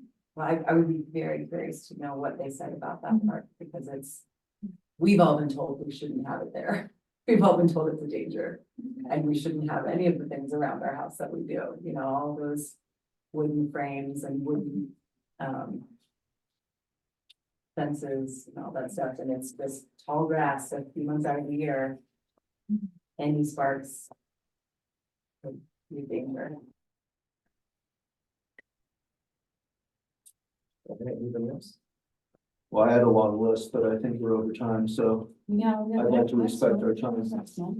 What's that? We have next month. You could do one at every. I might meeting. just email Ally, or I'd love to meet with Mark if Mark is available. I definitely want to follow up with the Earth Day today. It's shocking to me that we have single-use plastic silverware over here wrapped in plastic. Plastic is more emissions, as you know, than the entire airline industry, and doesn't ever go away. Obviously, you know, making sure our water fountains and stuff are working on the mall. Every water fountain gets rid of thousands of plastic water bottles, and I'll talk about equity and accessibility. Almost any park I think of has some, you know, maintenance issues, and that's not a criticism. That's backing up your focus as reflected in the budget, of focusing on what we have and doing a good job there instead of fun new ideas that are beautiful, but you know, we're constrained budgetarily. So I really appreciate the presentation and everyone, the comments. So I think I'll just follow up and, you know. Okay. Anyone else? I have something. Yeah. So, as you all know, I'm here mostly for recreation and equity issues. And I just wanted to share something. Over the past couple of years, I've been volunteering with Boulder Indoor Soccer to help them bring in more low-income players, like scholarship players to their program. So I've done a lot of outreach at University Hill, where my kids go to school, which is the top, has the highest population of English language learner students and also free and reduced lunch students in any of the Boulder elementary schools. So he had two teams that fell through, a boys team and a girls team, that just the whole team canceled. So he's like, we have two teams I need to fill up, and he's like, just make it free. So normally there's a scholarship price of $125, which includes the jersey for free and reduced lunch families, and he's like, make it free. So in 1 week, I got 30 kids signed up. And so I saw that your Play Pass program, it's around like 250 kids that are coming in each year. And so I think that there's just like this pent up demand of people that parents want to sign their kids up but can't afford it. Because I thought the scholarship price was accessible, but just like that I could get 30 kids in a week shows me that there are a lot of people that scholarship price is still a barrier for them. So I really think that Play Pass, I think Play Pass is great, but I think Play Pass itself, like the sign up process, is a barrier, and having to demonstrate like the whole survey, how many times a week do your kids drink soda and how many hours a day do they watch TV and all that stuff just to get your kids signed up into the program, I think it should be flipped around. I know it's better for reporting purposes, but I just like to see if there's a way that we can kind of make some of these youth sports more accessible. Absolutely, and I will say on September 13th, there will be a Play Foundation golf tournament over at Flatirons Golf Course. And that's going to be their big fundraising effort for the year. And so the more money the foundation can raise, the more scholarships they'll be able to give out to kids in the community. And then we can certainly work with them on trying to make the process easier for community members to qualify for those scholarships. What's the date of that? September 13th. To get back to something we talked about earlier, I agree that like doesn't make sense to sell ads in the Parks and Recreation newsletter, but maybe this is an area where we could identify the 10 largest corporations in Boulder and say, would you like to sponsor free soccer? And that's a pretty good thing to put the company's name on. Yes, and we're encouraging the Play Foundation staff to do those efforts and make those connections. And I think the golf tournament is a new idea that they're just starting this year. Historically, they've done the duck race. And that raises some money, but not as much as what could be raised via a golf tournament. And so, so we're very hopeful that they can build those connections throughout the community and really create an annual tournament that'll be a big fundraising for them. And to your point, I think, you know, when I met with Ally, and to Jenny's point, you know, she immediately was like, oh, you should go meet with the Play folks. And if you have fundraising ideas, like that's a great idea, too, funding wise. We can help make that happen if we can. Do you use the board liaisons are for specific community outreach? Did you say? It's for board members to weigh in on and work with staff on very specific issues that are going on. So like, for instance, we had a liaison for racket sports and the court system outreach that we were doing as a department, because there's been a shortage and there's going to be even more of a shortage with the decreased supply of courts across the system. And so there's a lot of outreach across the city. And Bernie, you were the liaison for that. He went to a lot of those meetings and engaged with the community on that specific issue and then reported back what he heard at the board meeting, in addition to what staff was reporting. Could we consider potentially having board liaisons for like public-private partnerships, or is there somebody on the board who's talking to the Play Foundation and, So you know, things like that? Not that I want to put any more work on anybody who's volunteering for the position, but. Yep, the Play Foundation does have their monthly meetings, and they actually have a seat for a CRAB member on the foundation to attend those meetings. And so I think at an upcoming meeting, I would encourage Prab to see if there's a member that would be willing to attend those Clay Foundation meetings and represent and be able to report back and forth from the founders. And Chuck had been going to those, right? Yep. And he is officially on the board now. But yeah, that could be, if we identify alternative sources of funding as a real growth area, and somebody from the Pratt wants to engage more on that, I mean, yes. Or even like the way that Coot Lake is looking for their heart and these guys Yes. are looking for their, and you think that maybe there's a way to involve community organizations to help fund those to move those projects along faster. The Cool Lake issue, I think, is a prime candidate for having a Pratt liaison. And just those, like if there's just somebody to work with. Not the community, but the nonprofits or, you know, something like that, so, Absolutely, all of that's on the table. all right, great. Yeah. And I appreciate you wanting to kind of push that. Yes, absolutely. Yes. Well, this is a great meeting, a long meeting, but really full. Thanks to staff for staying late and for your great presentations. Thank you to our new members. Welcome. And we don't need to vote on the adjournment, so I'm just going to say, you're adjourned. Thank you very much. Thank you. You have to go, but you can't stay here. Thank you. Thank you for